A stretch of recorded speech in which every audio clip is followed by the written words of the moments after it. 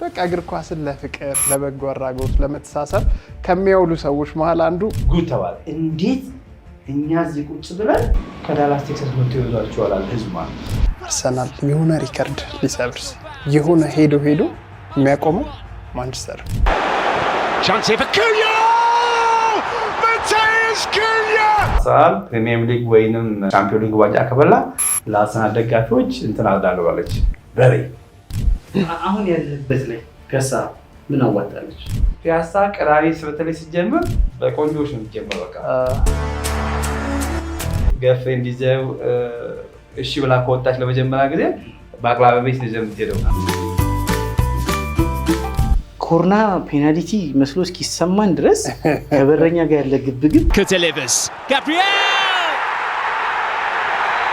አሁን ግን እኛ ሀገር ላይ እንግሊዝ እግር ኳስ ሲተዋወቅ ግን ፖፑላር የነበሩት በሰዓቱ ማንቸስተር ዩናይትድ እና አርሰናል ናቸው አርሰን ቬንገር እና ሰር አሌክስ ፈርጉሰን ማለት በቃ ደግሞ ሲያሳዝኑን ነበር አሁን ደግሞ ተነስቶባቸዋል በቃ ወንገን በየቦታው ግን ዋሽንግተን ዲሲ ትራምፕን ሲቃወሙ ወንጋው ሰው ሳይንሱ ታያለ አሁን ደጋፊው አንድ ነገር ይፈልጋል ዋንጫና ዋንጫ ተነሳላ መጣና ማለት ሰማን እኔ ባንተ ምክንያት ይወልድ ማሌና ታረጋግልኝ አይገባኝ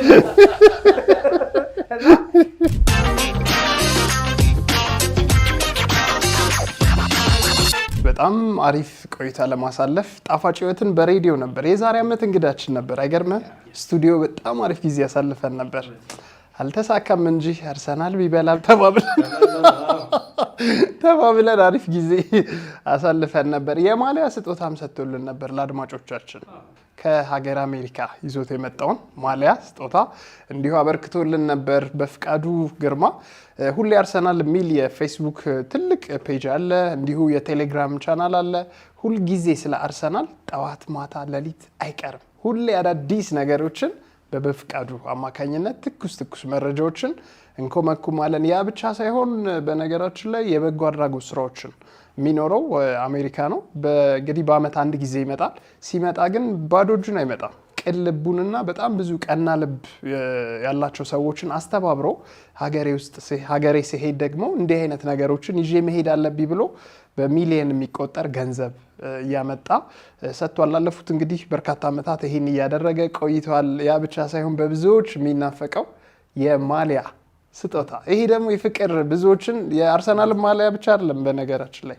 የሌሎች ክለብ ደጋፊዎችንም እንዲሁ ማሊያ ይዞ ይመጣል በቃ እግር ኳስን ለፍቅር ለበጎ አድራጎት ለመተሳሰብ ከሚያውሉ ሰዎች መሃል አንዱ በፍቄ ነው እንኳን ደህና መጣህ ተመልካቾቻችን ዛሬ በምስክ ያገኙናል ዛሬ እንግዲህ ነው ያወራ ነው በእኛ ፕሮግራም በጣፋጭ ቴሌቪዥን ፕሮግራማችን ቀርቦ በጣም ብዙ ኤክስፒሪየንሱን አካፍለናል ከአድማጮቻችን በተጨማሪ ራሳቸውም ቢሆኑ ሌሎች ተመልካቾቻችን ደግሞ ዛሬ በፍቃዱ ግርማ ማን ነው የሚለውን ከራሱ አንደበት እየሰማን እየተጫወተ አብረን የምንቆይ ነው የሚሆነው በፍቃዱ ግርማ ማን ነው ሀገስ ያው በፍቃዱማ ፒያሳ ተወልዶ ያደገ እና እዚህ በነበርኩበት ጊዜ ያው ሳውተኛ ክፍሉን ጨረስኩና ወደ አሜሪካ በአባቴ እንትን ሄድኩኝ በቃ ከእድሜ በላይ ዘሬ ነኩት አሁን ወደ 28 ዓመት ማለት ነው በአሜሪካ ነገር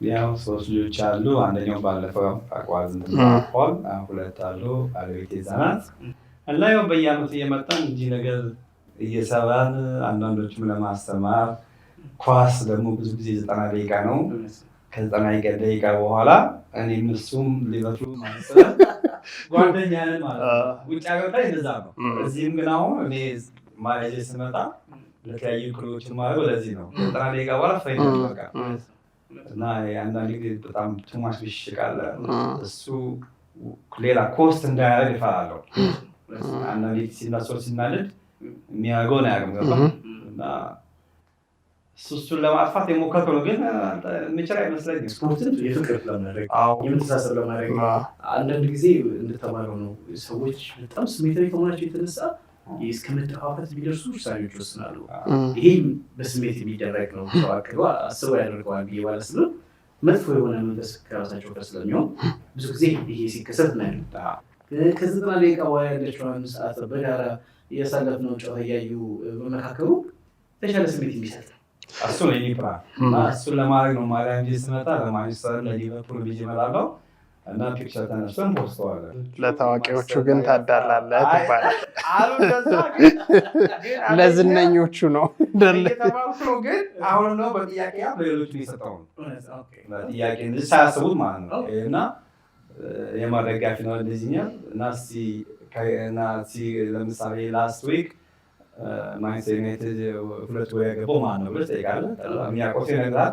ካላወቀ እኔ አርሰናል ደጋፊ ስለሆንኩኝ አርሰናል ከማንኛውም ክለብ በላይ ከፍ ብዬ ስለምፈልግ ያን ማድረግ እንጂ ሌላ ጥላቸው ነው አይደለም። እንደዛም ነው ደግሞ ለማንቸስተሮችም እሰጣለሁ። ለምሳሌ አሁን ላስት ይር እና ዚዛ ወስደዋል። የሳምሶን ዳግማዊት እነ ነብዩም አይደለ ነብዩና የእሱ ችግር ሮናልዶን ይወደዋል እና ሮናልዶ በሄደበት የእሱ ማሊያ ይፈልጋል። ዘንድሮ ግን ማንቸስተር ብለዋል። ሚስቱ ደግሞ አርሰናል ናት። እንዴት አይነት ስዊት መሰለች!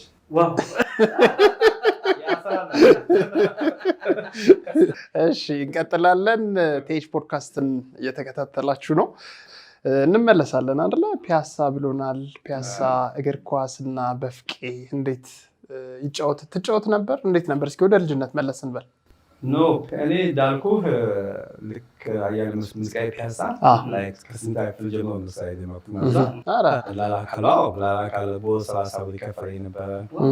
ቤት ማጽዳለው ካሴት ከመርካቶ እናመጣለን እና እዛም እነሱ ኩኩ ኤሌክትራ ሙዚቃ አሉ እና ከዛ እያመጣን እዛ 13 አስመ የምንገዛው እዚህ 13 ይሸጣል እና ያ ብቻ ሳይሆን ኤሪያው ራሱ ለብዙ ነገር እንትን ያለ ነው እና ልክ ቅዳሜ ሲባል ፒያሳ በቃ ዝም ብለው ወጥተህ ቁጭ ካልክ ወይ ሰው ሲያልፍ ይሰቡ እንዳለ በቃ ብዙ ሰው ፍቅር ያሳለፈው እኛ ጋር እየመጣ ነው። ፒያሳ ብዙ ሰው ለምሳሌ እኔ ባላቅም በእኛ ዕድሜ ያለ ሰው ገርፌንሲዝ ፊልም ቤት ይዞ የመጣው ሲኒማ ኢትዮጵያ እኛ ጋር አምፔርም እዛው ነው።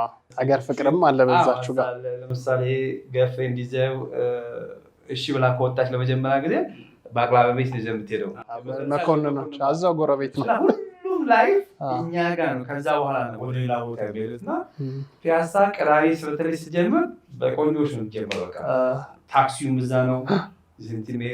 በቃ ሁሉ ፒያሳ ማሙድና እያሉና በቃ ከተማችን ያቺ ኤሪያ በጣም ካፌዎች ሲኒማ ኢትዮጵያ የህንድ ፊልሙን እናይ ነበር። የጠዋቱን ዩኒፎርሜን ወለቅ አድርገን የህንድ የጠዋቷ የህንድ ፊልም አለ። የህንድ ፊልም በየቦታው አለ። መርካቶ ለዝ ያለው ቆሳት ነው ይደብላል 50 2 ነው እዛ የሚታየው ባክቲም 53 ነው ብር ያለው እና በዚህ በግራችን ነው የምንሄደው።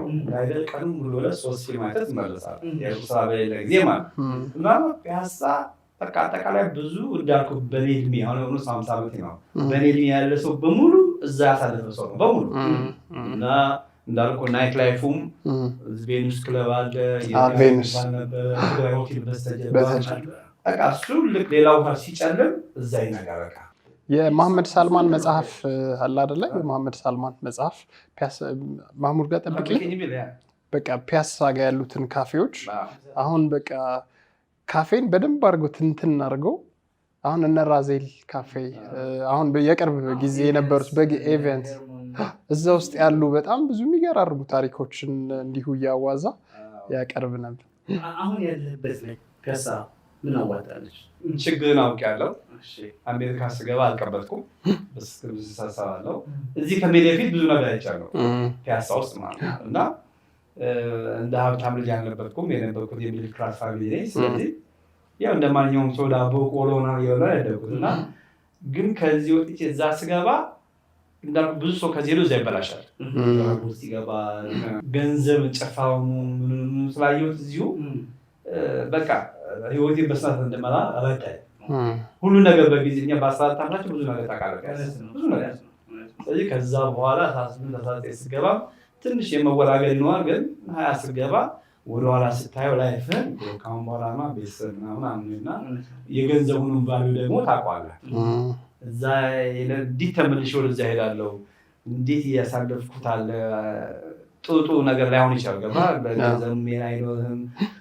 አንዳንድ ጊዜ ምግብ ላትበላ ትችላለህ። ያ ነገር ስላለ የፒያሳ ተወልዶ ማደጌ አሁን ላለሁበት ትልቅ አስተዋጽኦ ችግር እንዳቋቁኛል ቴክኒካሊ እንቀጥል። በጣም አሪፍ ቴጅ ፖድካስትን እየተከታተላችሁ ነው ውድ አድማጭ ተመልካቾቻችን። አንተነህና ሰለሞን አለን እያጋፈርን ከእንግዳችን ጋር ከበፍቄ ጋር የፒያሳን ትዝታ ቃኘት እያደረግን ነው። በፍቄ እንግዲህ ኑሮ በአሜሪካ ብለን እስኪ የ28 ዓመት ኦልሞስት አይደለ?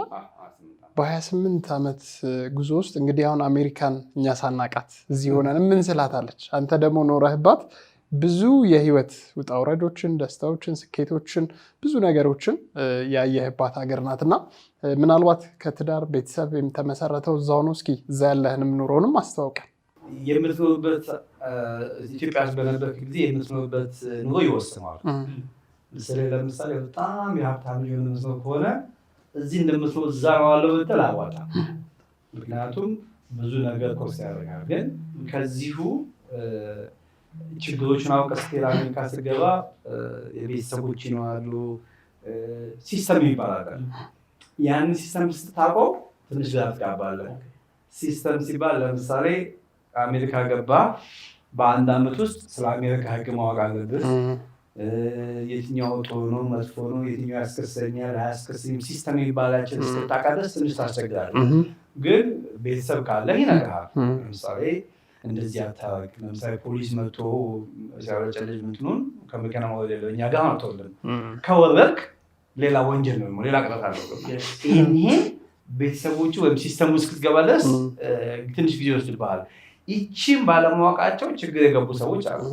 አሁን ደግሞ በትራምፕ ጊዜ እንደውም ለምሳሌ ፖለቲካ ተጣልቶ ትንሽ ወንጀል ሰርቶ የዛሬ 15 20 ዓመት የነበረ አሁን እያባረ ነው ያኔ የነበረው ፋይሎቱ ግሪን ካርድ ላይ። ምክንያቱም ግሪን ካርድ ሰጡ፣ በግሪን ካርድ ላይ ምንም ነገር ማድረግ የለበትም ይላል። 5 ዓመት ከዛ በኋላ ሲዝን ትሆናለህ።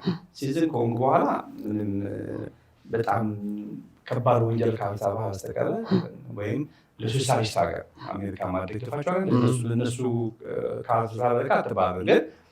ግን ትልቁ ሲስተም አሜሪካ ስትገባ ሲስተሟ ማወቅ አለብን። አንገትን ደፍተህ ምክንያቱም አንድ ነገር ከሰራህ ላይፍን ኮስት ያደርገዋል።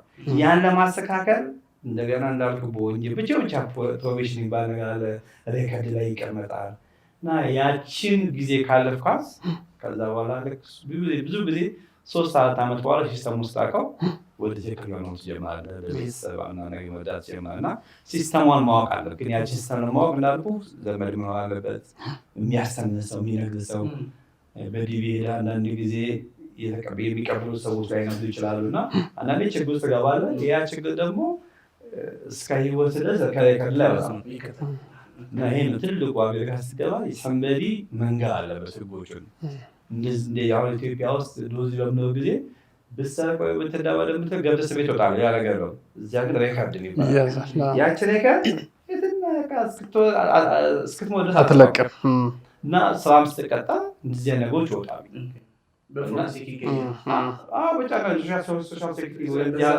ታክስ አይዲ ይባላል፣ እዛ ሶሻል ሴኩሪቲ ይባላል። ያንን ነው የምትሰጠው። ከዛ በኋላ ሶሻል ሴኩሪቲ ስትነግራቸው ስለአንተ ታሪክ ያወራል፣ እየሰራኋቸው ማለት ነው። ለምሳሌ 28 ዓመት ነው አንድ ቀን ስለ ገብቼ አላውቅም። ለምን አባቴ ነገረኝ ሲስተሙን በዛ ጊዜ ማለት። ስለዚህ እሱ የሚለኝ ነው እከተለዋለሁ። ይሄ ነው ትልቁ እንዳልኩ ቅድም ፒያሳ ኑሮ ችግር አስተምሮኛል ያልኩህ አባቴ የሚነግረኝ ሰማሁ ነበር። ምክንያቱም እዚህ የነበረው ችግር እያለ ከዚህ ሆኜ እንደገና አሜሪካ ሄጄ እሱ የሚለኝ ከሰሰማ ህጎቹን አንድ በአንድ ስለማ እኔ ደግሞ ችግር ውስጥ አልገባም ማለት አዘ ሴም ታይም ደግሞ ለቤተሰቦች ለጓደኞች ሲመጡ እንዲያታሉ ያ ደግሞ ትናገራለህ። ይሄን ሲስተሙን ከገባ በኋላ ሌላው አይከብድም። እና ያ ነው የነበረው የአሜሪካ እና የፒያሳ ኑሮ። ያው ብዙ ራሴን እንድገዛ ራሴን እንዳይ በተወሰነ መልኩ እንደሆነ ችግር ስላየሁኝ አሜሪካ ገብቼ አልተበላሸሁም። ቤተሰብ ተመሰረተ? አዎ 3 ልጆች አሉኝ።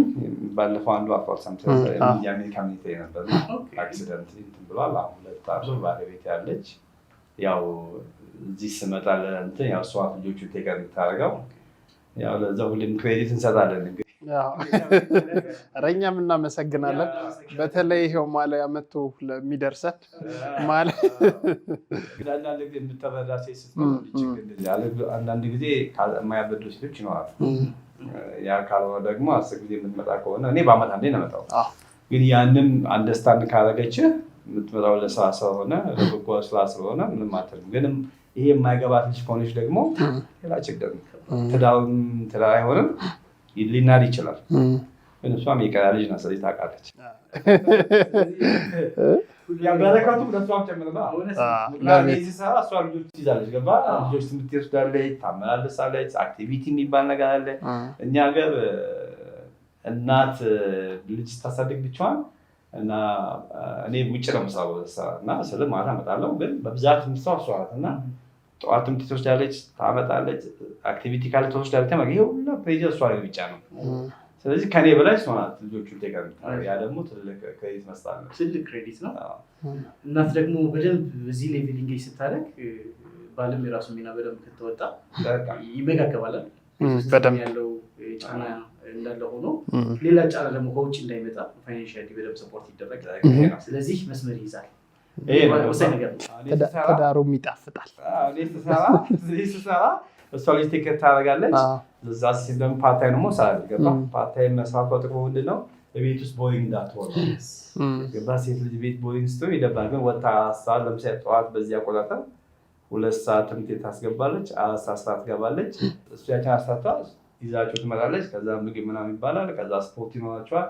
እንደዚህ ይነጋል ለሙጠዋት እንደዚህ ነው እና እስከ 18 ዓመታቸው ድረስ ትንሽ ይከብዳል። ሌላ ደግሞ ከ14 እስከ 17 ደግሞ የባሰ ሌላ ሄደ አይደለ? ልጆቹ ራሱ ለርን የሚያደርጉት ነገር አለ። እንደ ጓደኛ ማሳደግ ያለብን ልክ 14 በኋላ እዚህ ላይ በደንብ ማውራት አለብን። በነገራችን ላይ በጣም ብዙ ወላጆች ከ14 እስከ 17 ያለችውን የልጆች ህይወት ላይ እንደዚህ እንደ አባት ነገር ያለ ቁጭ በማውራት ነው። እንደ ጓደኛ ነው የምትይዘው እንዳይበላሽብን። ምክንያቱም ብዙ ዋጋ ትከፍላለህ። ወጥቶ ድራጎስ ቢገባበት ለማሳደግ ብዙ ነው የከፈልከው። ስለዚህ ጓደኛ ነው የምትሆነው። አትቆጣም። እሱ እንደውም ይቆጠራል።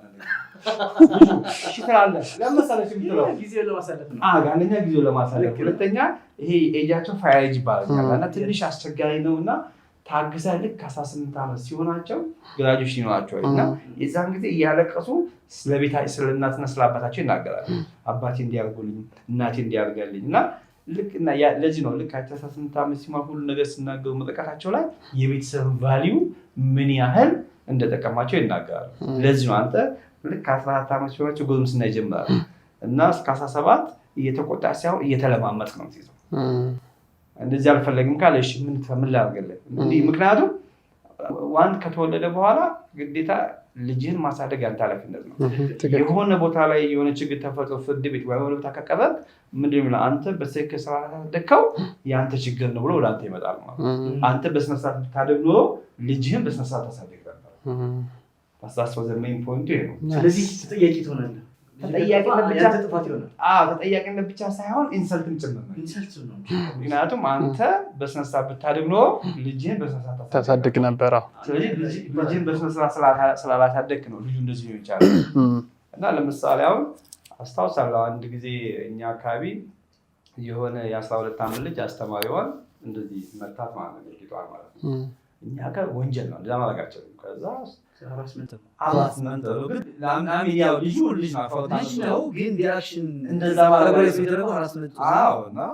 ከዛ በኋላ እናትና ከቤተሰብ አንዱ ከእናት ወይም ከአባት አንገር ማኔጅመንት የሚባል ክላስ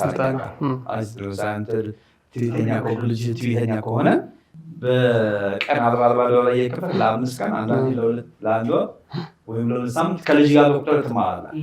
እና የሚያደርጉት ምንድን ነው? ለምን ትናደራለች ትላለህ? ዋይ ምክንያቱም ኮስት ያደርግሃል። አንተ አቦላሽ ከሆንክ ደግሞ አብረን ከእሱ ጋር የምትማር ልጁ ለምን እንደዚህ ሆነ እና ያንን ከተማርክ በኋላ ከዛ ደብዳቤ ጽፈህ ለአስተማሪዋ እንደዚህ ያደርገ ሰምቶኛል ይቅርታ አድርጌልኝ ብሎ ደብዳቤ ጽፋል። ህጉ ያ እና ከተቀበለችው ክላስ ይጀምራል። አልቀበልም ካለች ይፈልጋል ያስወጣዋል። ስለዚህ ነው ቤተሰብ ስታሳድግ ቀላል አይደለም። አሜሪካ ልጅ በሙሉ አሁን ቤተሰብ አሳድጎ እንደዚህ ጋር ይስታይ ብዙ ዋጋ ከፍሎ ነው። በጣም ተዋጠጎ አባት እንደዚህ 20 ሰዓት እየሰራ ቀላል። እዚህ ሀገር ቤተሰብም ይዘላል ዘመድም ጥረት ያለው እዛ ነው እዛ ቻሌንጅ እዚህ ማሁን እዛ ቃጠው ቤተሰብ ይባል ያለመሆን ግን ቻሌንጅ ነው እንጂ ቀልድ ያለው ነው። ብዙ ዋጋ ትከፍላለህ። አንዳንድ ቢያሳስዛት የምሳበት ጊዜ አለ። በጣም ብዙ ፈተና ነው የሚያሳልፉት በአሜሪካ ውስጥ ያሉ ወላጆች ልጆቻቸው ላይ ኢንቨስት የሚያደርጉት ነገር እዛ አካባቢ ያለው ባህል አለ፣ የሚያዩት ከትምህርት ቤት ይዘውት የሚመጡት ነገር አለ። በጣም ፈተና ውስጥ እንዳሉ በተለይ በዚህ ከልጆች ጋር በተያያዘ ዘመኑ ደግሞ ይዘውት የሚመጣው ብዙ ፈተና አለ አይደለ? ፖሊሲዎች ነፃነት የሚሰጠው ይሄ ደግሞ በጣም በተለይ ኢትዮጵያዊ ሆነህ ደግሞ እንዲህ አይነት ስርዓት ላሲዝ ብለህ በምትሄድበት ሰዓት ላይ በጣም ብዙ ነገሮች ይራራቁና ማኔጅ ለማድረግ ትቸገራለህ እና ይሄን ፈተና ማለፍ ራሱ በጣም ትልቅ ክብር ይገባቸዋል ወላጆች። አንድነት ልጆቿን ቤት ውስጥ ለማስተማር ወስና ታውቃለች። ይሄ ደግሞ አጌንስት ስለሆነች ነው ከሀገሪቷ የምትከተለው የልጆች አስተዳደግ ፖሊሲ ከምርጫ ጋር ተያይዞ ራሳቸውን አይደንቲፋይ የሚያደርጉበት መንገድ ጋር ተያይዞ ስለማትስማማ ልጆቿን በቃ ቤቷ ውስጥ ስኩል የሚመስል ሲስተም ፈጥራ ለማስተማር ስትሞክር እንደዚህ መረጃዎች አይቻቃለሁ እና ትልቁ ፈተና አንተ ልጅ የምትሰጥበት መንገድ ብቻ አለ ለልጆች የሚሰጠው መብትና መብት ኤክሰርሳይዝ የሚደረግበት መንገድ ለወላጅ በጣም ትልቅ ፈተና ይመስለኛል። ከዛ ውጭ መንግስት የሚወጣቸው ፖሊሲዎች ከእምነት ከአንተ ካሳደገ ከመጣበት ማህበረሰብ ጋር ተጻራሪ የሆኑ እምነቶች ይዞ ይመጣል መንግስት። ሰው እነሱ የሚያመጡትን ተቀብለው ወደ ልጅ ሲወርድ የአይነ እያየ ያንን መቀበል ከባድ ነው። ግን ስቲል አንድ ስራ መስራት ይቻላል። ቅድም አበፍቃድ ነው ቢያንስ ልጁ ትክክለኛ አስተሳሰብ እንዲኖረው ጓደኛ መሆኑ በቅርበት እየተከታተሉ ምርጫውን ማስተካከል። ለዚህ ደግሞ ቢቆጣ ትቆጣው፣ ቢሰደው አትሰድበውም። ልክ ነህ እያልክ የራስን ሀሳብ እየሰጠህበት ነው ትለውና የልጅ አስተዳደግ በጣም ጥበብ የሚያስፈልገው እንደሆነ ከምናይበት አንደኛው ሀገር አሜሪካ ይመስለኛል። ቢዚ የሚደረግ ከሆነ ምን የሚደረግ ከሆነ ይቀመዋል። ብዙም የሚያሳደግ የሚፈልግ ሰው ዌቲንግ ሊስት ላይ አለ። ስለዚህ ያ ስላለ እንዳልኩ ውጭ ያለ ሰው በልጁ በጣም ብዙ ዋጋ የከፈለው የሚከፍልም ያለ ፈተናዎቻቸውን እስኪ እናንሳ። አሁን የወላጆች ያው እንደ ወላጅ አንተ ደግሞ ያው የሶስት ልጆችም እንዲሁ አሳድገሃል። በብዙ ቻሌንጆች ውስጥ ያው ከባለቤት ጋር ብዙ ዋጋ ከፍላችሁ ለትልቅ ደረጃም አብቅታችኋል። እንግዲህ ያው ፈጣሪ ፈቅዶ የመጀመሪያ ልጅ እልፈትም ይታወቃል። ሌሎቹ ሁለቱስ ልጆች በምን ላይ ናቸው? ተማሪዎች ናቸው? በስራ ላይ ናቸው? ከዛ እነሱስ ላይ ኢንቨስት ያደረጋችሁትን ነገርና በእናንተ እድሜ ላይ ያሉ ወላጆች ደግሞ እየከፈሏቸው ያሉ ዋጋዎች አሉና እነሱንም እስኪ ብናየው ጥሩ ይመስለኛል። አሁን ትልቁ ካለፈ በኋላ ሁለት ሶስተኛው ልጅ በጣም ታሞ ነበር እና የግሪፊንግ የሚባል ሄልፕ የሚያደርጉ ማለት ነው እና ሆስፒታሉ ላይ ሲሆን አንድ መጥፎ ነገር ደግሞ ጥሩ ነገር እንዳለው ይሄ እንትን ፌስ ታይም ተዋለለ በአይፎን ሴም ታይም ቴክኖሎጂውም ደግሞ በወንድምና በታሞፈል ደግሞ በጣም መጥፎ ነው። ለምሳሌ ከኔ ልጅ ጋር አታችመንት ነበራቸው። ዴይሊ በዙ ነው የሚያወሩት በፌስ ማስና በፌስ እና ዴይሊ ስለሚያወሩ ከስራ ሲመለሱ የዩኤስ ሚታይ ነው እና ያወራሉ ሜዳሉ ያሉ ያው ትልቁ ሲያ በአንድ ጊዜ ሁለቱ ደስፐሬት ሆኑ በጣም ይሄ ሁለት ሶስት ያው ልጅ በቃ ፎርሳው ላይ ሄደ ምን አለ ምስ ወደ 20 ቦትል የቀሉደ ምን እንዳለ ነው አቻ ምንም ነገር ይሄን መጨረሻ አንዳንድ ጊዜ የሚጨረሻ ሲሆን ከዚህ ጋር ፍሉድ ይቀራል ሰርጀሪ ቀዶ ማለት ከዛ በኋላ ቀዶ ምንም ነገር የለም። ከዛ ነው መጣና ሰውየው ማለት ዶክተሩ እኛ ማለት የምንችለው ነገር በሙሉ አገራል ምን ችግር የለበትም። ድራግ ወስዶ ብዙ ጊዜ ድራግ የሚባለው በምን ታዲያ እንደዛ ከሆነ እኔ ኦርቶዶክስ ሃይማኖት ተከታይ ነኝ ወደ ኢትዮጵያ ውስጥ ባፕታይዝ አድርገዋለሁ አልኳቸው። እሺ አሉ። እናንተ ፈለካው ነው ምክንያቱም በቃ እነሱ ማድረግ የሚችሉትን ህግ ነው ሊፈቅደው ሁሉ በመለዋል ምን ነገር የለበትም። ከዛ ቃልበን እዚህ መጣ ጸበል ካሳ በሰዓት ተቀንተመከ በቃ ሁሉ ነገር ለቆት ሰላማዊ ሰው ነው። ብቻውን ያዋለ ነበረ። በቃ በጣም ጎዳው። እኛም በዛ ተጎዳ። እንዳለ ዳላስ ህዝብም ያው እኔም በዳታ ያቆኛል። ቃልባ ቀሙ ሰው አልጠፋም። ልክ እንደ ኢትዮጵያ ባህል ማለት ነው። ጠዋት ወይ እንትን ያሉ ከሰዓት በኋላ ስራ ካላቸው ጠዋት ይመጣሉ ወይ ጠዋት የሚሰሩ ከሆኑ ማለት እንደዛ ነበር። ለመኖስ ለ40 ቀን ያህል እንዳልኩ ሚኒቴ ስለሆነ በሲን በሙሉ ተመዝግቧልና ልክ እንዲህ አይነት ነገር ሲመጣ አንድ ጊዜ ስበርበር ነው የሚለው። ያንተ ብቻ ሳይሆን የእሱም ቤተክርስቲያን ያገለግል ነበረ። እዛ ሚካኤል የሚባል ክርስቲያን እዛ ነው ያደገው እና እዛም ስላለ በቃ አንድ ጊዜ ክራሽ ያደርግሃል። ከዛ በኋላ እንዳልኩ ለማገገም ትንሽ ቢወሰድ ግን ከዛ በኋላ እንዳልኩ እዚህ ቃሳሙ ከተጠመቀ በኋላ በቃ በላስቴን ተናግሬዋለሁ ደህና ሆነ ማለት ነው። እና አሁን በቃ መማር ሰው ነው ስለትምህርቱ ነው ስለንት ነው። እህትየው አልፎ ከእሷ ጋር የሚሆን አልፎ አሁን ኮሌጅ ገብታለች። የእሱን ፎቶ ላይ ጊዜ ሄደችው እኛ ልንቅማት አድርገን ዋንስ 18 አልፋለች። መቀማት ማለት ደግሞ ፎቶውን እሷን መንካት ነው ብለን ስለምናስብ ዝም አንበቃ ምንም አንላትም እና ዘምታለው ከጎኑ አቋለች የወንድሟን ፎቶ ማለት ነው።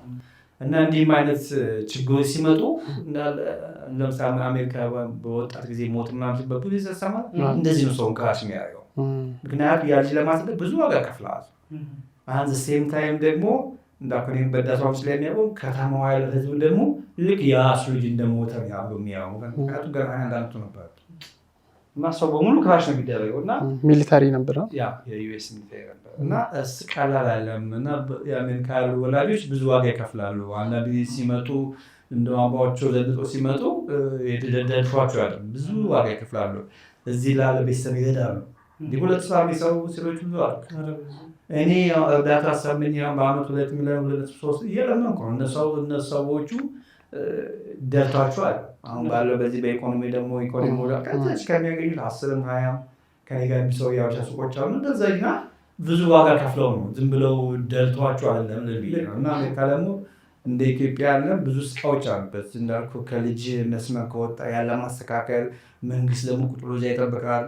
ለመውሰድ ለመስጠት አሉ የሚያሳድጉ ለምሳሌ አሁን እንዳልከሆነ በቀደሙ አሁን ቅድም ያልኩ ልጅ አልቀበልም ያለችው አስተማሪ ሌላ ትንቴን የሚለው እና አንድ ምሳሌ ቢሰጥ ደግሞ አንደኛ ጓደኛ በፊት የዛሬ 15 ዓመት አካባቢ ልጁ ብዙ ጊዜ ትለዋል ካፕስ የሚል ፕሮግራም አለ የፖሊስ ማለት ነው።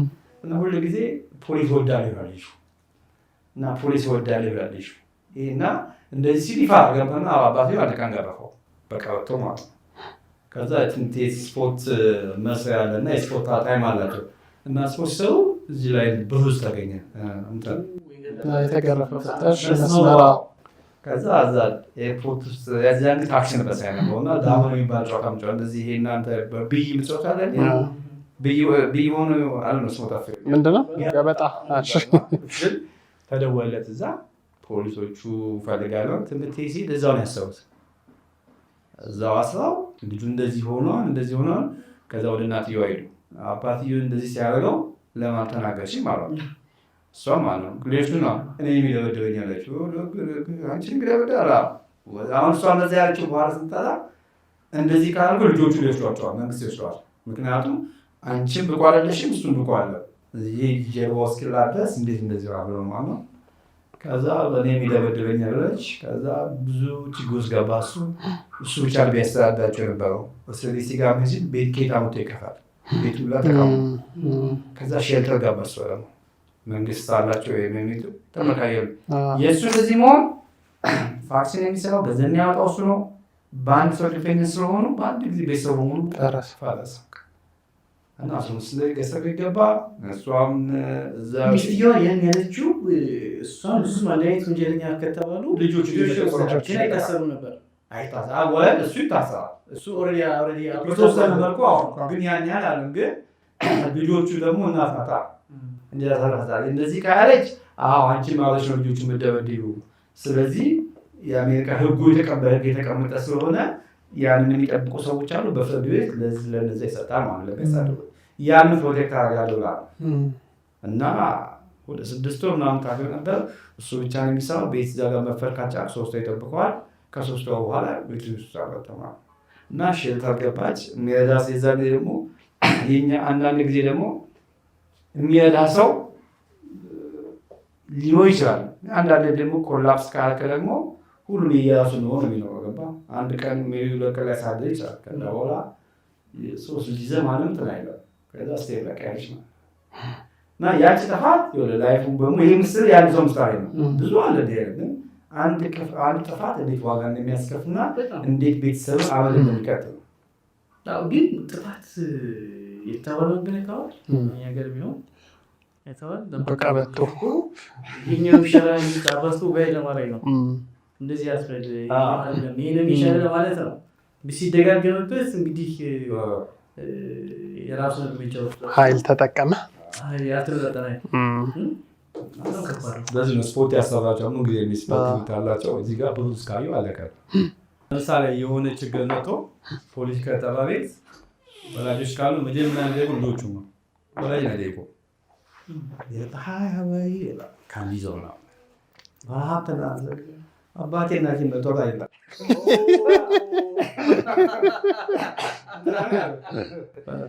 እንደዚህ ነው ያለው። አዋሽ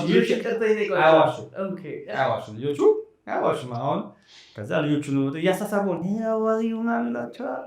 ፋይናል ካንዲዞ ነው እንደዚህ እና ከዛ ያቺ በዛች ታረና ኢቭን ባይዙም ያው እነሱ ለማግባባት የምጠቀመት አይደለም እንትን ነው የሚሉት እና ኢቭን አልገው ለምሳሌ አሁን ባለፈው ባለቤቴ እና ትልቁ የሶስተኛው ልጅ ሆነው ይሄዳሉና የሆነ ሰው መታት ማለት ነው ባለቤቴ በመኪና ማለት ነው እና ፖሊሶቹ መጥተው መጀመሪያ እሱን ያነጋገሩት አይተሃል ወይ እኔ ተኝቼ ነበር አለ በቃ ዝም አለ ገባ አይቷል ግን ማን እንደሆነ አሁን ለእናቱ እንዳይዝ ያችን እንትን ይላል በቤተክርስቲያን በጣም ያነበር መጽሐፎች ስለዚህ ቤት ታማጭ ያለው ምንድነው አላየውም በቃ ፖሊስ ነው አላየውም ማለት ተይኝ ነበር እና ቃን ያ ምግብ እንኳን አስገድለኝ ነበር አለች ማለት ነው እኔ ያላየሁት አላየውም በቃ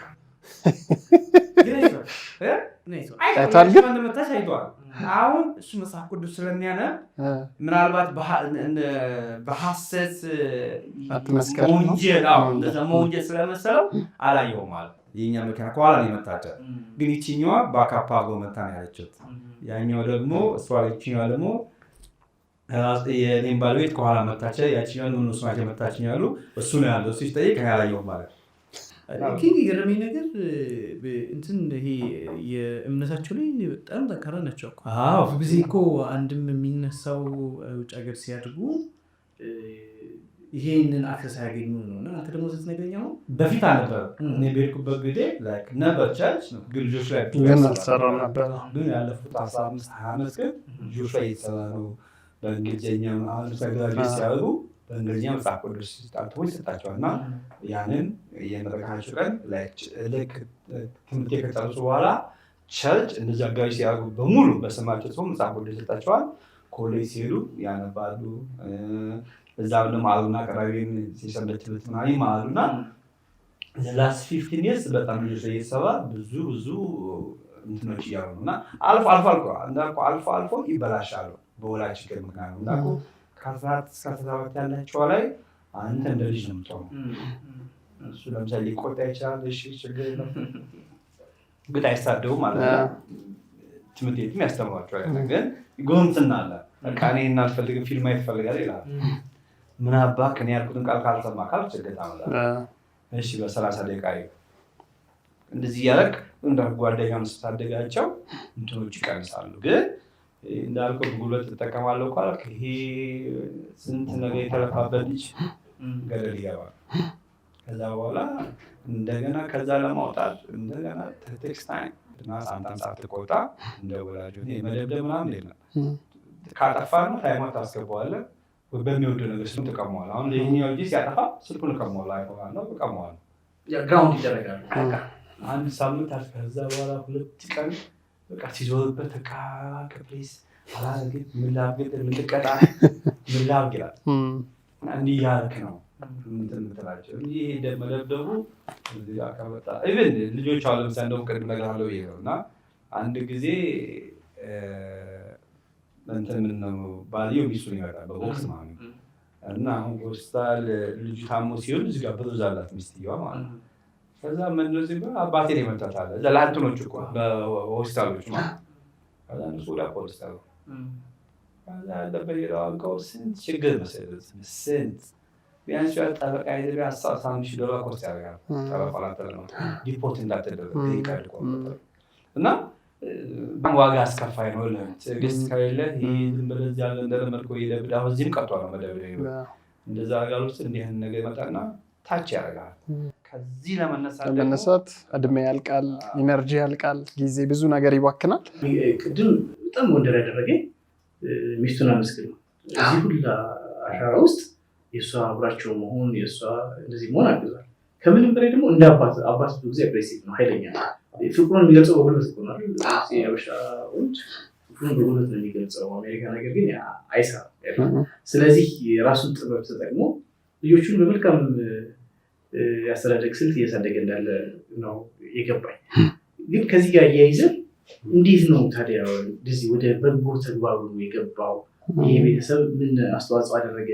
ምን አነሳሳው የሚለውን አርሰናል ጋር ሳንደርስ በፊት እናንሳ። ከእሱ ጋር የተያዘ ተያያዥነት አለው። ምክንያቱም በ2016 እና 2017 ሲዝን የዋትስአፕ ግሩፕ አለ። በዛ ጊዜ በ2015 ላይ የእኛ ሳን ፌስቡክ ፔጅ ነበር ማለት ነው። አሁን በዛ ጊዜ ነው ማስተላለፈው የምለው። አሁን በኋላ እነ ስካይ ስፖርት እነ ቢቢሲ ከሰሱኝ። ምንድን ነው የከሰሱት? ቴክስት ለፌስቡክ ነው። እናንተ ይህን ቴክኖሎጂ አምጥታችሁ እኔ ሃይላይት ከዛ ላይ ያነሳሁኝ ከታቸው ላይ ፖስት አደርጋለሁ ፌስቡክ ላይ። ያ ማለት እንትኖቹ እነ ስካይ ስፖርት እነ ቢቢሲ ጥቅማቸው ተነካ ማለት ነው። እና በዛ ኮፒራይት ክሌም ነው። ኮፒራይት ክሌም ነው። በዛም ተባለኝ። አንደኛ ማስጠንቀቂያ ሰጡኝ። ሁለተኛው እኔም ያን እንዳሁኑ ጊዜ አይደለሁም። ያው እንዳልኩ በየእድሜው ስትሄድ ለምሳሌ የዛሬ 2 ዓመትና አሁን ዘንድሮ አንድ አይደለም። ተወሰነ ለውጥ አለ እና እዛ ጊዜ ግድም ስለነበረኝ ዘጉት ያ ነው። ከዛ ዋትስአፕ ግሩፕ ከፈትኩኝና እዛ ላይ ምክንያት እዛ ላይ ታስገባለህ፣ አበሻም ታስገባው አስቆጥራለህ። ስለዚህ ፈለገ ማንም ታይም ከዛ ሁሉ ያታን የሚል ፌስቡክ 2017-2018 ከፈትኩ ማለት ነው። እና አሁን እዛ ላይ በነበሩ አረብ ሀገር ያሉቶቻችን አሉና ለምን በዚህ ስብስብ በጎ አድራጎት አንሰራበትም ብለው ሀሳብ አመጡ ማለት ነው። ሲሉ ጊዜ እሺ ተነጋገሩን። እኔ አሜሪካ ስለምኖር ያው አንተ ጀምረው ወይም አንተ ጋር ይሰብሰባሉ። እሺ ለማን እንዳስበው በቃ ለመቆለኒያ ተባለ። 65,000 ብር ተሰበሰበ። ይሄን ብር መቼ ስንት ዓመተ ምህረት ነው? 2018 8 ዓመት አይደል? ከዛ 65,000 ሰበሰብንና አሜሪካ ካሉ ልጆች ሳይሆን አረብ ሀገር ካሉ ልጆች እና እዚህ ላስፈክር መጣሁኝ። እዚህ ላስፈክር መጥቼ ቢኒያምን አገኘሁት። ከዛ ነገርኩት ፌስቡክ እንደሰበሰብኩ ምናምን። እዛ ደግሞ እዚህኛው ቤት አልገቡም ነበር። ኮታቤ ነበሩ። ኮታቤ ነበር። ብዙ ነው ምን እዛዩ ማለት ነው። አላስታውሰውም ግን እንትና ላይ በፌስቡክ 65,000 ብር ነው ወይስ ብር? አረብ ሀገር ካሉ ልጆቻችን ይሰበሰባል። ከዛ ስልክ ጊዜ በፌስቡክ ይሰበሰብኳል። ያው ይሄማ ፌስቡክ ስንት ማዕት የሚሰራበት ነው። ስለዚህ ቆይ ሰይፉ ጋር እንትን ላላለኝ ነገውና ምንድን ነው እዛ ላይ ታቀርባለህ። ምክንያቱም ፌስቡክ ብዙ ጊዜ ለበጎ አድራጎት አይውልም፣ መሰዳደቢያ ነው እና እንደዚህም ጥሩ ነገር እንደሚሰራበት ለማስተማር ነው ተባለ። እዛ ሲሄድ እሱን ደግሞ በፌስቡክ በመልኬ ነው አያውቁትም፣ ግን ፌስቡክ እጽፋለሁ ወደ አስራ የሚለው በመልክ ያውቁትም እና ብዙ ጊዜ ለምሳሌ ልክ እናንተ ጋር ማታ 4 ሰዓት ሲሆን እኛ ጋር ቀን 12 ነው እና እናንተ እስክትነሱ ድረስ የሚሆን ዜና ሰርቼ ነው ማለት ነው። ስለዚህ ብዙ ሰው እየገባ ያየዋል በዛ እና ፎቶ አለጠፍኩኝ። ይህ ማነው ምን ያለው በኋላ ሁሉ ያሰራስ አምጡት አለ ሰይፉ። ከዛ ዘይሄን ያው ቃለ መጠይቅ ተደረገ ለመጀመሪያ ጊዜ ማለት ነው። ከበባ ጋር ደግሞ ፍሬንድ ነን። ሞር ደግሞ ሁለቱ ደግሞ ፍሬንድ ናቸው። ስለዚህ ሞር ግንኙነቱ እንትና ከዛ እነዛ አረብ ሀገር የነበሩት ሲወጡ እዛ ዳላስ ያሉ ሱቆችን አናገርኳቸውና ከእነሱ ጋር እንደዚህ ሰራ ነበረ። አሁን እነሱ ወደ ሀገራቸው ገብተዋል እና ምን ይመስላችኋል ይህን ብንጻ አልኳቸው። 1 3 4 ሱቆች ነበር ይሻሉ። በዛ ጀመን ቀጥሎ ለኩላሊት ህመምተኞች ተሰራ ነው ማለት ነው። ሁለተኛው ዙር እና እንዳገኘ መጥቶ አሁን ደግሞ አልፏል። አቶ ሰለሞን በጣም ጎበዝ ሰው፣ በጣም ንቁ፣ በጣም ተግባቢ፣ ቶሎ መረጃዎችን ለሚዲያዎች በማቅረብ የሚታወቅ በጣም ጎበዝ ነበር። ያው ነፍስ ይማር ለሱ ነበር 175,000 ብር ያ ከዳር ሰዎች ማለት ነው። እንደዚህ እንትን እሱ ደግሞ ኢቲቪ እና ማነው የአዲስ አበባ መስተዳድር አንዳንዴ ሌላ ደግሞ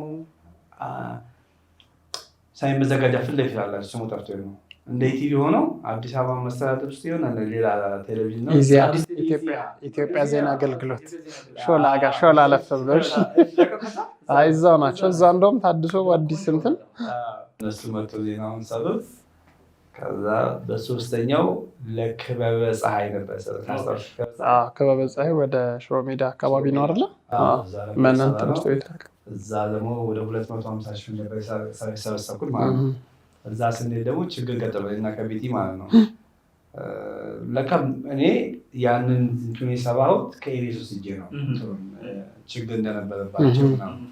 በኋላ እዛ ስንሄድ እኔና ቤቲ ገንዘቡን ፈለጉ፣ ግን ቪዲዮ ወይ የሆነ ፎቶ ንቀት አልፈለጉም። እና እኔ እንዳልኩ ይሄን የገንዘብ አለኝ እኔ ሚዲያውን ተወጣስ ፋይን ግን አትሊስት ለፎቶ ቀርጬ ለገንዘቡ ለሰጡ ሰዎች ሜክ ሹር ገንዘቡ እኔ እንዳልጠቀምኩበትና ለእናንተ ለመስራቸው ጊዜ ቆይ ነገር እንዳሉ በመጨረሻ እንደውም ገንዘቡን አልፈልገውም ማለት ነው።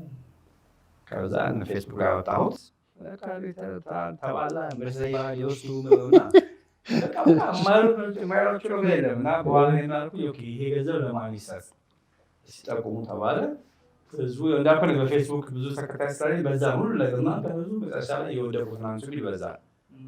ከዛ እሱን ሄደን የወደቁት ናንሱ ወደ ፈረንሳይ የአምስተኛው የጣፋጭ ሕይወት ምስጋና ተመስጋኝ ናቸው። እንደው እናቶ ስንታየው አይደለ? በጣም በቃ ድንቅ ታሪክ ያላቸው ናቸው። እሳቸው ሰይፉ ላይ መጡና ሰይፉ ላይ የመጀመሪያው እንትን ታዲያ ታዲስ ነበር የቀረበው።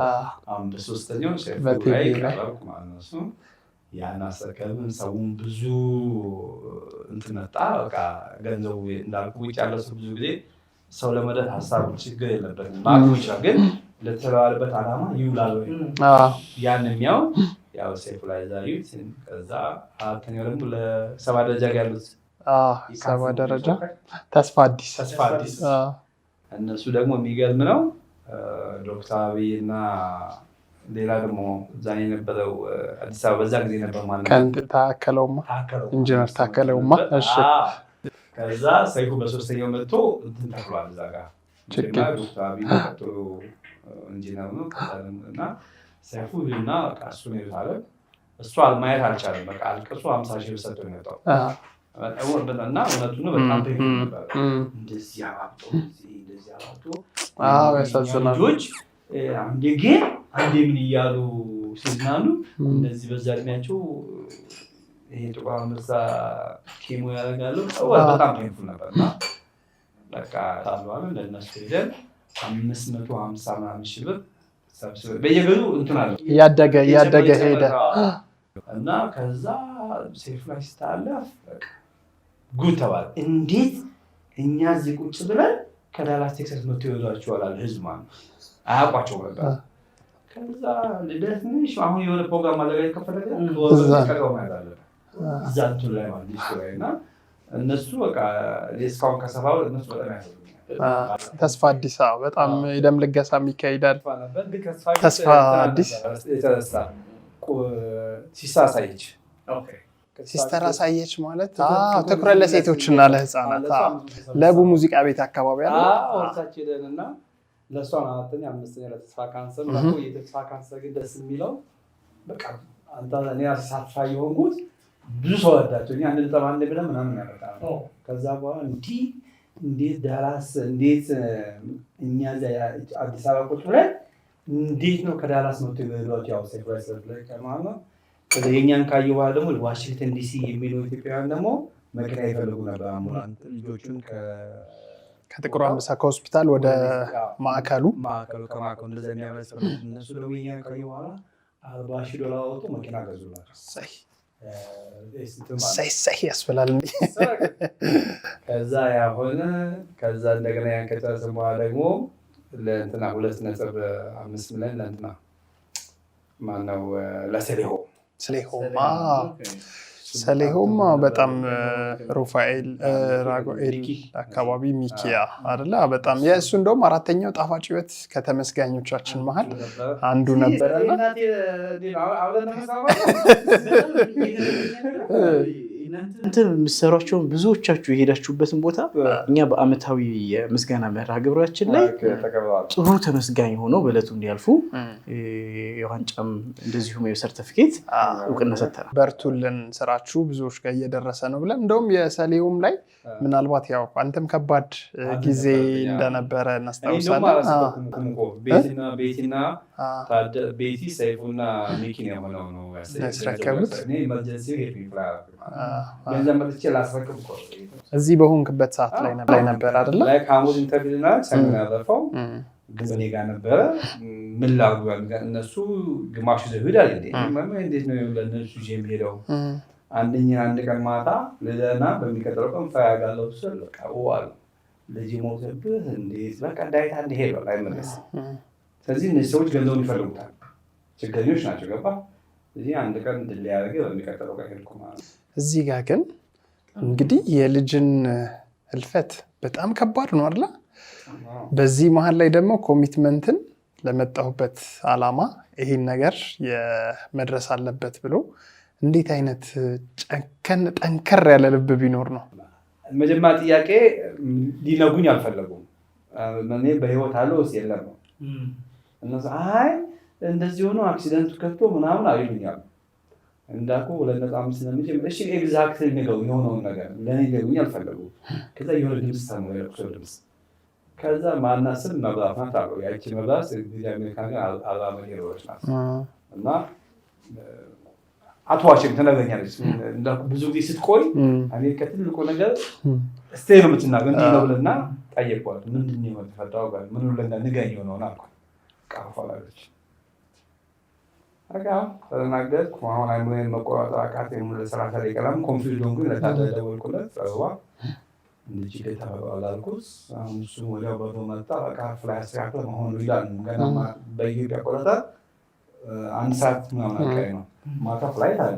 ግን ገንዘቡ ደግሞ እኔ አካውንት ውስጥ ያለው እንዴት ላድርገው? እንደዚህ በሞባይል በምናምኑ ደግሞ የሁላ ገንዘብ ሳሰማ አደረጋቸው። ልክ አንድ ቀልደና በሚገዛ ትኬት ቆራጯም ዋለች። ምክንያቱም በቃ ይሄ ገንዘቡ ይደርሳል። እኔ ደግሞ ገንዘብ መድረሻለ ማንዴ ዳይት አልፏል፣ አይመለስም። እኔ አሁን ዛሬ ሄድኩኝ ነገ ሄድኩኝ አይመለስም። እሱ ግን እነዚህ ሰዎች ግን የተቸገሩ ሰዎች ናቸው። ገንዘቡ ይጠቀሙበታል ብዬ አሸነፍኳቸው። ሁሉ እምቢ አልኳቸው። ያው ጠዋት ባንክ ሄድን ጨረስኩላቸው። ማታ ያደረኩ ማለት ነው። ሳይት ምናምን በቤተሰብ ኤርፖርትም ስደርስ ምን ያልኳቸው ብዙ ሰው እንደሚጠበኝ አውቃለሁ። እዛ ቤት ብዙ ሰው ነው ያለው። እኔ ማልኳቸው አሁን አይጠቅመኝም፣ ማልቀሱን ተው፣ እንደተዳዳነ ይህን ልጅ እንቅበረቅ። ምክንያቱም በእኔ ምክንያት ወደ 2 ቀን ሊሆን መንገዱ 3 ቀን ይሆናል። ከዛ በኋላ ሌላ ሳምንት ተማት የለብንም ማለት ነው። በቃ ትንሽ ቆጣ ብዬ ገባሁ። ስገባ ማይ ነው ትደግሉ አውቃለሁ። ገባ እንደዚህ ያለቀሱ ሲያው ደግሞ ያለቀው ባለቤቴም ተቆጥቷል። በቃ እኔ አሁን ለቅሶ አልፈልግም፣ ነገ ጠዋት እንትን እንጨርሰው። በቃ የአሜሪካ ሲሆን ሚኒቴ ሲሆን ደግሞ እንደፈልግ ያለ ማባቱ አለበት። የሚኒቴ ራሱን የቻለ ህግ አለው። አጣው ብዙ ነው። አሁን ሰውም ካለበት ለመጠጣቱ 2 ቀን 3 ቀን ፈጀ እና ያን እንደዛ አድርገን እንትና እና ለዚህ ነው ሰሊሆም እኔ አልነበርኩም ቤቲ እና እሱ ነበሩ። ከዛ ባለፈው አመት ደግሞ እንደዚህ 2.5 ሚሊዮን 4 አመተን ግማሹ ግን ነው ወለኛ ተከፋፍሏል። ግማሹን ደግሞ ኦቲዝም ላይ ያሉ ሴቶች ናቸው እነሱ ሰጠን። እንደውም ባሉ ተናግሮታል። ሁለቱ ከዛ የሰጠናቸው 85,000 የሆነ ቢዝነስ ጀምሮበት በቃ ብዙ እንደተለወጡ በሰይፉ ነገር እና አሁን ተናግሮታል። አሁን ላይ በአሁኑ ደግሞ 2.2 ሚሊዮን ነው ስለ እናት የሚባል ድርጅትና ለወንድም ካሊድ ፋውንዴሽን። ወንድም ካሊድ በዚህ አጋጣሚ ወንድም ካሊድ ፋውንዴሽን የቀጥታ ስርጭት የገቢ ማሰባሰቢያ ፕሮግራም እያካሄደ ነው። በዚሁ አጋጣሚ የቲኤች ፖድካስት ቤተሰቦች እየገባችሁ ወንድም ካሊድ ፋውንዴሽንን ሰፖርት እንድታደርጉ እኛም ጥሪውን እናስተላልፋለን። የዚህኛውም እንግዲህ የዚህኛው ዙር ምን ያህል ተሰበሰበ? 2.3 ሚሊዮን እና ለሁለት ነው ስፕሊት የሚያ 2 322 ማለት 2.322 ነው እና 161 ሺህ ነው ይቺ የተካፈለ 1,161,000 ስለ እናትና ስለ እናት እና እነሱ አረገን አሁን በቃ እየጠበቅን ነው እንትን ለማለት ደስ ይላል። እዚሁ ላይ ግን በፍቄ በህይወት መንገድ ላይ አሁን ከባዱን ጊዜ ያሳለፈ በጽናት በጥንካሬ መሻገር ማለፍ ቻልክ። እንደው አሁን ለኛ ከባድ የምንለው በኔ ሚዛን እንደው በሰውልምና በብዙዎቻችን ሚዛን ከዚህ ባሰ ከባድ ጊዜ አይታለፍም ብለን እናስባለን። ለአንተ በጣም በህይወት ፈተና ከባድ ጊዜ ያሳለፍኩ የምትለው የህይወት ክፍል የትኛው ነው? እሱንስ እንዴት ተሻገርከው? ያን ልትሻገር ስትል እነማን በዙሪያ ነበሩ? ማን በርታ አለ አይዞ ብሎ ማን አገዘ? የልጅ ሀዘን ጎጂ ነው መቼም ከልብ አይወጣም። እሱ ብቻ ሳይሆን የነበረው የመጣሁበት ነገር እዛው አጠገባቸው ሆኜ ብሆን እዚህ ነበር። እዚህ ነው ያለሁት። ከዚህ ተነስተህ እዛ እስክትሄድ ያለው መባባሽ ያለው ለቅሶ እዛም በቃ ባህራሱ አቆም ሰው ደግሞ ይደነግጣል። ይህ ሰውዬ ምን ሆነ ይላል። ገባህ? አሁን አንድ ጊዜ እንደውም ፖሊሱ ላይ አስቆመው ነበር ቱርክ። ምክንያት ሳታሰውን ባስበው ይህ ሰውዬ እዚህ ኦኬ ይለዋል እና ሱሳይድ ሊያደርግ ነው ጭላታቸውን የሚያስቡት ይሄ ልጅ ተጎድቷል ምንድን የሆነ ብሎ ስለማያውቁ ችግር ገጥሞ ነበር ሲሄድ እና በኋላ ያው ልጅ እንዳረፈ በሴኒንም ስለተወራ እና በቃ ዝም ብዬ ቁጭ ሳለቅስ እንባ ዝም ብሎ ይመጣል። በቃ አንደኛ ልጅ ነው፣ ሁለተኛ እርቀቱን ተመልከተው እነዛ ደነገጡ። ገባ እና ሊያሳፍኙም አልፈለጉም። ከቱርክ ወደ አሜሪካ ፓስፖርት ነው ያለኝ እና ነገርኳቸው። እንደዚህ ሆኖ አልኳቸው። ይነዋል እኔ አሁን ነገር አውቅ መሰለኝ ኤርፖርት ስትቀመጥ ብዙ ካሜራ አላቸው። ምን እንደምታረግ ምን እንደምትሰራ ሆኖ የሚካተል ሰዋልና ከመሀል ነው ተጠርቼ ሄድኩት እና እንደዚህ አድርገሃል እንደዚህ አድርገሃል ካሜራውን ላይ ይወዛቅላቸው እና እንደዚህ አይ ልጄ አልፎ ቢኖር አልኳቸው። ፓስፖርቱን አምጣ ብሎ ሻንጣዬ ሁለቴ ከፍ ብዬ ያዝኩት። በቃ ብዙ ጊዜ አንዳንድ ጊዜ ሱሳይድ የሚያደርጉ ሰዎች ያሉ ልክ እንደዛ መሰልኳቸው። በኋላ ሲኤንኤን ላይ ተዘግቦ ስለነበረ ዜናውን ሲያዩ ትንሽ ተረጋጉ እንጂ ሊያሳፍሩኝ አልፈለጉም። በና ይሄኛው ታፍ ነበር በጣም። እንደገና ደግሞ ከዛ ደግሞ 11 ሰዓት ተኩል ፍላይት አለ። ምግብ አትበላ ቤት ስገባ የሰው እንትን በቃ በጣም ፔንፉል ነበርና ትንሽ የኔ ለየት ያደረገው እዚህ መሆኔ ነው። ለበጎ ስራ መጥቼ እንደዚህ ተተለነው ልቶም ያቃስ ብዙ ነገር እንትን ይላልና ይሄ በጣም ከባድ ጊዜ ነበር። ዛሬ ምግብ ማበላም ነበር። ይህን ከለቅሶም በኋላ 3 ሰዓት ወስላጊ ባልሳል ነበር። እኔ መብላት መጣስ ጀመርኩ። አይኖ እየራገ ስለሚያስብ ከይ መብላት ነው። ስለዚህ እኔንም እንትን ብዬ የራሱ ሙት ለማጠፋለሁ ብዬ ወደ 3 ሰዓት ሳልሰራው በቃ እና ይሄኛው ትንሽ ፈታኝ ነበር። ግን ያው በእግዚአብሔር ኃይል አባቶች ያስተምሯልና አሁን ዳዊት ወደ ሻለበት ወደ ሄደው አንዳንድ ጊዜ ደግሞ አሜሪካ መኖር ብቻ ሳይሆን የሃይማኖት ትንሽ ሲጨመርበት ደግሞ ሞር ትነቃለህ እና እንዴት እሱ ተሻለ ቦታ እንደሄደ ብዙ ነገር ያስተምራሉ እና በዛ አይምሮ እየተረጋጋ አይጠፋም ልጃችን። ግን ደግሞ ዋንስ ከሄደ ደግሞ ታምረው አትችልም ምንም ያንን አይምሮን ማሳመን አለበት። እንደዚህም ታይም ደግሞ ባይብሉን ስታነበው ወደ ተሻለ ቦታ እንደሄደ እና ሁላችንም ቀጣይ የጊዜ ጉዳይ እንደሆነ ማፒክ እንደሚደረግም አይታወቅም። በጣም ከባድ ጊዜን ያሳለፈው ግን ያው ፈጣሪ ለሁሉም መላለው ዛሬ እዚህ ጋር ደርሰናል። ከዚህኛው መንፈስ ትንሽ ወጣ እንበልና አርሰናል ሲገባ ብዙ አውርተናል። ግን ያወራነው ስለ የራሳችን ነው።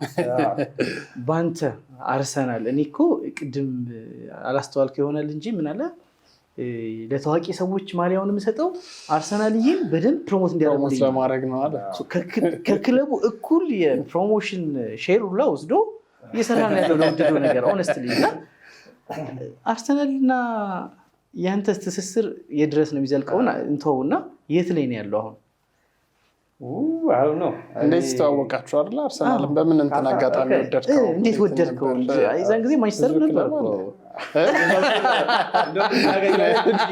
ሊቨርፑል 80s ላይ እንትን ነበር እኮ በኢትዮጵያ ክሊክ ታለፍ ነበር። አዎ እነ ማይክል ኦዌን እና ማይክል ሄስኪ ነገር ደግሞ የታየ ጨዋታ የሚታይ ነበር።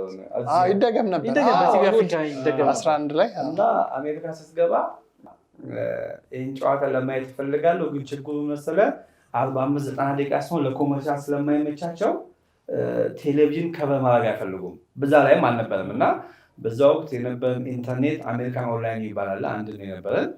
እኔ ስገባ ሴራፎንም አልነበረም እና ጨዋታ የምናየው ያለፈውን ነው እንዳልኩ ምንም እሱንም በኦንላይን ነው ዩቱብ የሚባልም አልነበረም እና ቴፕ ነው የምናየው የነበረው። ግን ከዛ ላይክ በ2001 ትንሽ ብርሃን ፈለቅ እያለ መጣ። ቲቪ እንትኖቹም የተወሰነ ጨዋታ ከጎን ላይ ስክሪኗን ሳብ ያደርጓትና በጎን ማስታወቂያ እያደረጉ ትንሽ እናይ ነበር እና ከዛ እንግዲህ ጀምሮ 2000 አካባቢ ጀምሮ እኔም የሄድኩት ከዚህ በፈረንጆች 96 ነው። ከዛ ያው የዌንገር አለ ሄነሪ ያሉ አርሰናል ማንቸስተር እንደዚህ እያለ መጨረሻ ላይ ያው በዌንገር አዲክትድ ሆነን which is ጥሩ ነበር አመጣጣቸው። በኋላ ትንሽ አበላሹት እንጂ እና ከዛ ግን ላይቭ ሳይሆን የምናየው ነበር ቴፕ ነበር ላይ ነበር ካለፈ በኋላ ከ15 ዓመት ወይም ከ18 ዓመት በፊት ግን አሜሪካ እንግሊዞች ኳሳቸውን ለማስተዋወቅ ወደ አሜሪካ በተለይ አሜሪካ በዚህ ዓመት 3 ክለብ ከመጣ በሚቀጥለው 3 አንድ እያሉ የአሜሪካን ሕዝብ በከሉ። አሁን አሜሪካ ውስጥ በብዛት የሚታወቀው እግር ኳስ የማዝባ ማን ዩ ነው የሚሉት ማንቸስተር ዩናይትድ ነው እንጂ ሙሉውን እንትን ያሉትን። አሁን ግን the last 15 years ግን በስማ አርሰናል ማንቸስተር በቃ እንትን አሉት እና ነጮች ለዚህ እንግሊዞች ስማርቶች ናቸው። እንደዚህ ያደርጉ እንትናቸውን አስፋፉ ማለት ነው። አሁን አሜሪካ ውስጥ ብዙ የአሜሪካ እግር ኳስ አለ። ሴም ቲንግ አሁንም የአሜሪካ እግር ኳስ የሳከር ሳይሆን አሜሪካ ፉትቦል ይባላል። እነሱም ደግሞ ልክ እንደነዚህ በየአመቱ የምትለው ጨዋታ በየአውሮፓ ሀገር ውስጥ ያደርጋሉ ጨዋታውን እንዲጀመር ማለት ነው። እና አሁን እንትን እኛ ጋር ተለምዶ እንደ ዌንገር ባለፈው ሲናገሩ የዛሬ 15 ዓመት የመጣው ጊዜና የዛሬ 10 ዓመት የመጣው ጊዜ አንድ አይደለም። ብዙ ፋን መምጣት ጀመረ፣ መውለድ ጀመረ። ከዛ እንደውም ኤንቢሲ የሚባል ቲቪ ኮንትራክት ወስዶ አሁን በጣም እና ሁሉም አዲክት ሆነ። በቀላሉ ታያለህ። ለእኛ ደግሞ አሪፍነቱ ምንድነው? ሻምፒዮን ሊግ ነው እንጂ ፕሪሚየር ሊግ ላይ ጠዋት ነው ላይ ከዚህ ሀገር ማታ አለ፣ እኛ ጋር ጠዋት ነው የሚታየውና በዛ ላይ ጀምሮ ያሰራል ፍቅር እና ሄነሪን እኔ ብዙ ጊዜ የምናደርገው እንኳን ስናደርግ ነበር በዳኛ ውሳኔ በጣም ተሳጨ ነበር እና ብዙ ጊዜ የመምጣት እንግሊዝ ይመጣሉ፣ አሜሪካ ይመጣሉ፣ አንዳንዴ ለፈን ለምን ይመጣሉና አንዳንድ ጊዜ ሊሞት ሳሰን ነበር የማግኘት ድሉ አለ እና አዋቸዋለሁ እና ብዙ ጊዜ ዳኛ ላይ በአሁን ማልፈልግበት ጊዜ ምንድነው በዛ ጊዜ ያላቸው ውሳኔ ሰከንድ ናት። ያ 1 ሰከንድ ወይም 2 ሰከንድ ውሳኔን ለማሳወቅ በዛ ላይ ወይ መጥፎ ነው ወይ ጥሩ ነው እና በጣም ይሰደቡ ነበርና ይሄን ያላቸው እና ደግሞ ጀጅመንት ይባላል ራሱ ወስከመተው ጀጅመንት ኮል አለ እና ለምሳሌ የሆነ ስህተት ነው ከደ እኔ የጀጅመንት ኮል ነው ካል ክሎዝ ምን ያደርጋችሁ ካላወቅበት ወይም ይከፋሰት ከሆነ ትሬኒንግ ትወስዳለህ። በተረፈ በዛ ጊዜ የነበሩ ዳኞችና አሁን ያሉ ዳኞች ግን አይገናኙም። የአሁኖቹ ብዙ ነገር እያላቸው ብዙ ተሰራሉ በቪዲዮ አሲስተንስ ታግዘው 15 ደቂቃ ወስደው ሪቪው አድርገው ይሰራታሉ። ይህ ነው አሁን በጣም በቃ እንደማዎችና ሳይማ የእናንተ ውሳኔ አሁን ሲቲና ሊቨር ለምሳሌ አሁን እንዳልኩ የዛለት አስናይ ኦኬ በቫር ታየ ይነው እንትና ሃላንድ እንዳልደቅ ይታወቃል። ራሱ ሩሉም ይላል እኮ የመጨረሻ ተጫዋች ስትሆን ተጫዋች ጉቶ ከጣለ ወይም ከመታ ፔናልቲ እና ሬድ ካርድ ነው። ሳበው አልወደቀም። እሱ ስማርት ሆኖ መውደቅ ነበር ባልወደቀም። ያ ሊቨርፑል ግን ሄዶ ወደቀ። በቫላዩና ጎሉን ሽራው በያመቀያ ስህተት ነው። ኦልሬዲ አድቫንቴጅ ሰጥተውታል። መጀመሪያ ፊሽካል ነፋ። ጎሉ ቢገባም ይቆጠርልህ ነበር ሰፖዝ ላይም ባይወድቅ ኖሮ። ከዛ በኋላ ሰፖዝ ላይም ወድቆ ሪቨርስ አድርገው አድቫንቴጁን ትተው በቀይ ካርድ አሳይተው በጣም ስህተት ነው። አሁን በአብዛኛው አንተን ሄልፕ ያደርጋል።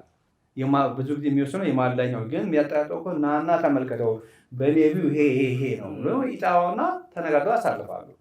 ግን የበቀደሙ ግን አሁን ራሱ የተቻቸው እኮ ነው። አሁን ራሱ በምንም ታም ልጁ በቀይ ካሞታ አለበት የሊቨርፑል እሱ ብቻ አይደለም በነገር ላይ የዲሲሽን ኮንሲስተንሲ ራሱ አንደኛው ጋር ፕሌይ የሚደረገው ተመሳሳይ ጥፋት ሌላኛው ጌም ላይ ኖር ይችላል እና ከዚህ ጋር ተይዞ ጀጅመንት ኮሉ ሁልጊዜም ዲፈረንት ነው። ግን አሁን ግን በቪዲዮ አሲስታንስ ሪፈሪ ዘመን ጀጅመንት ኮል በአንድ ሰው ቤዝ የሚያደርግ አይደለም። ኦልሬዲ በቪዲዮ በምታገዝ አይደለም። አትሊስት የተወሰነ ኮንሲስተንሲ ሜንቴን ማድረግ ነበረባቸው። እንግሊዞች በዳኝነት ይታማሉ ሁልጊዜ አላረጉም። እንዳልኩ የጀጅመንት ኮል የሚል አንድ ኦፖርቹኒቲ ያላቸው፣ ሁለተኛ ደግሞ ትሬኒንግ አንዳንድ ጊዜ መውሰድ ያስፈልጋቸዋል። ምክንያቱም ለምሳሌ ብዙ ጊዜ የሚያደርጉት ጨዋታ ስቴዲየም ለምሳሌ ከባድ ጨዋታ ካለ ማንቸስተር ዩናይትድ ጨዋታ ካለ ያለፉትን ጨዋታዎች ገብቶ ሪቪው ማድረግ አለባቸው። ምክንያቱም ማን ጥሩ ነገር አለው ማን መጥፎ ይሰራል ታይዋለህ እና ያን አይተህ ነው የምትገባው። ከዛ በኋላ ራስሽን ሳይሆን አሁን ግን ሌላ ያጎዳቸው ምንድነው የቲቪ ሩም ውስጥ ቲቪ እንዲገባ አልተፈቀደም። አሁን ለነሱ ለላኞቹ ስህተታቸው እንዲያርሙ ማለት ነው። ለምሳሌ ከ45 ደቂቃ በፊት ያው በእርግጥ ያዋሉ ግን እንትኑ ቢኖር ጥሩ ነበር።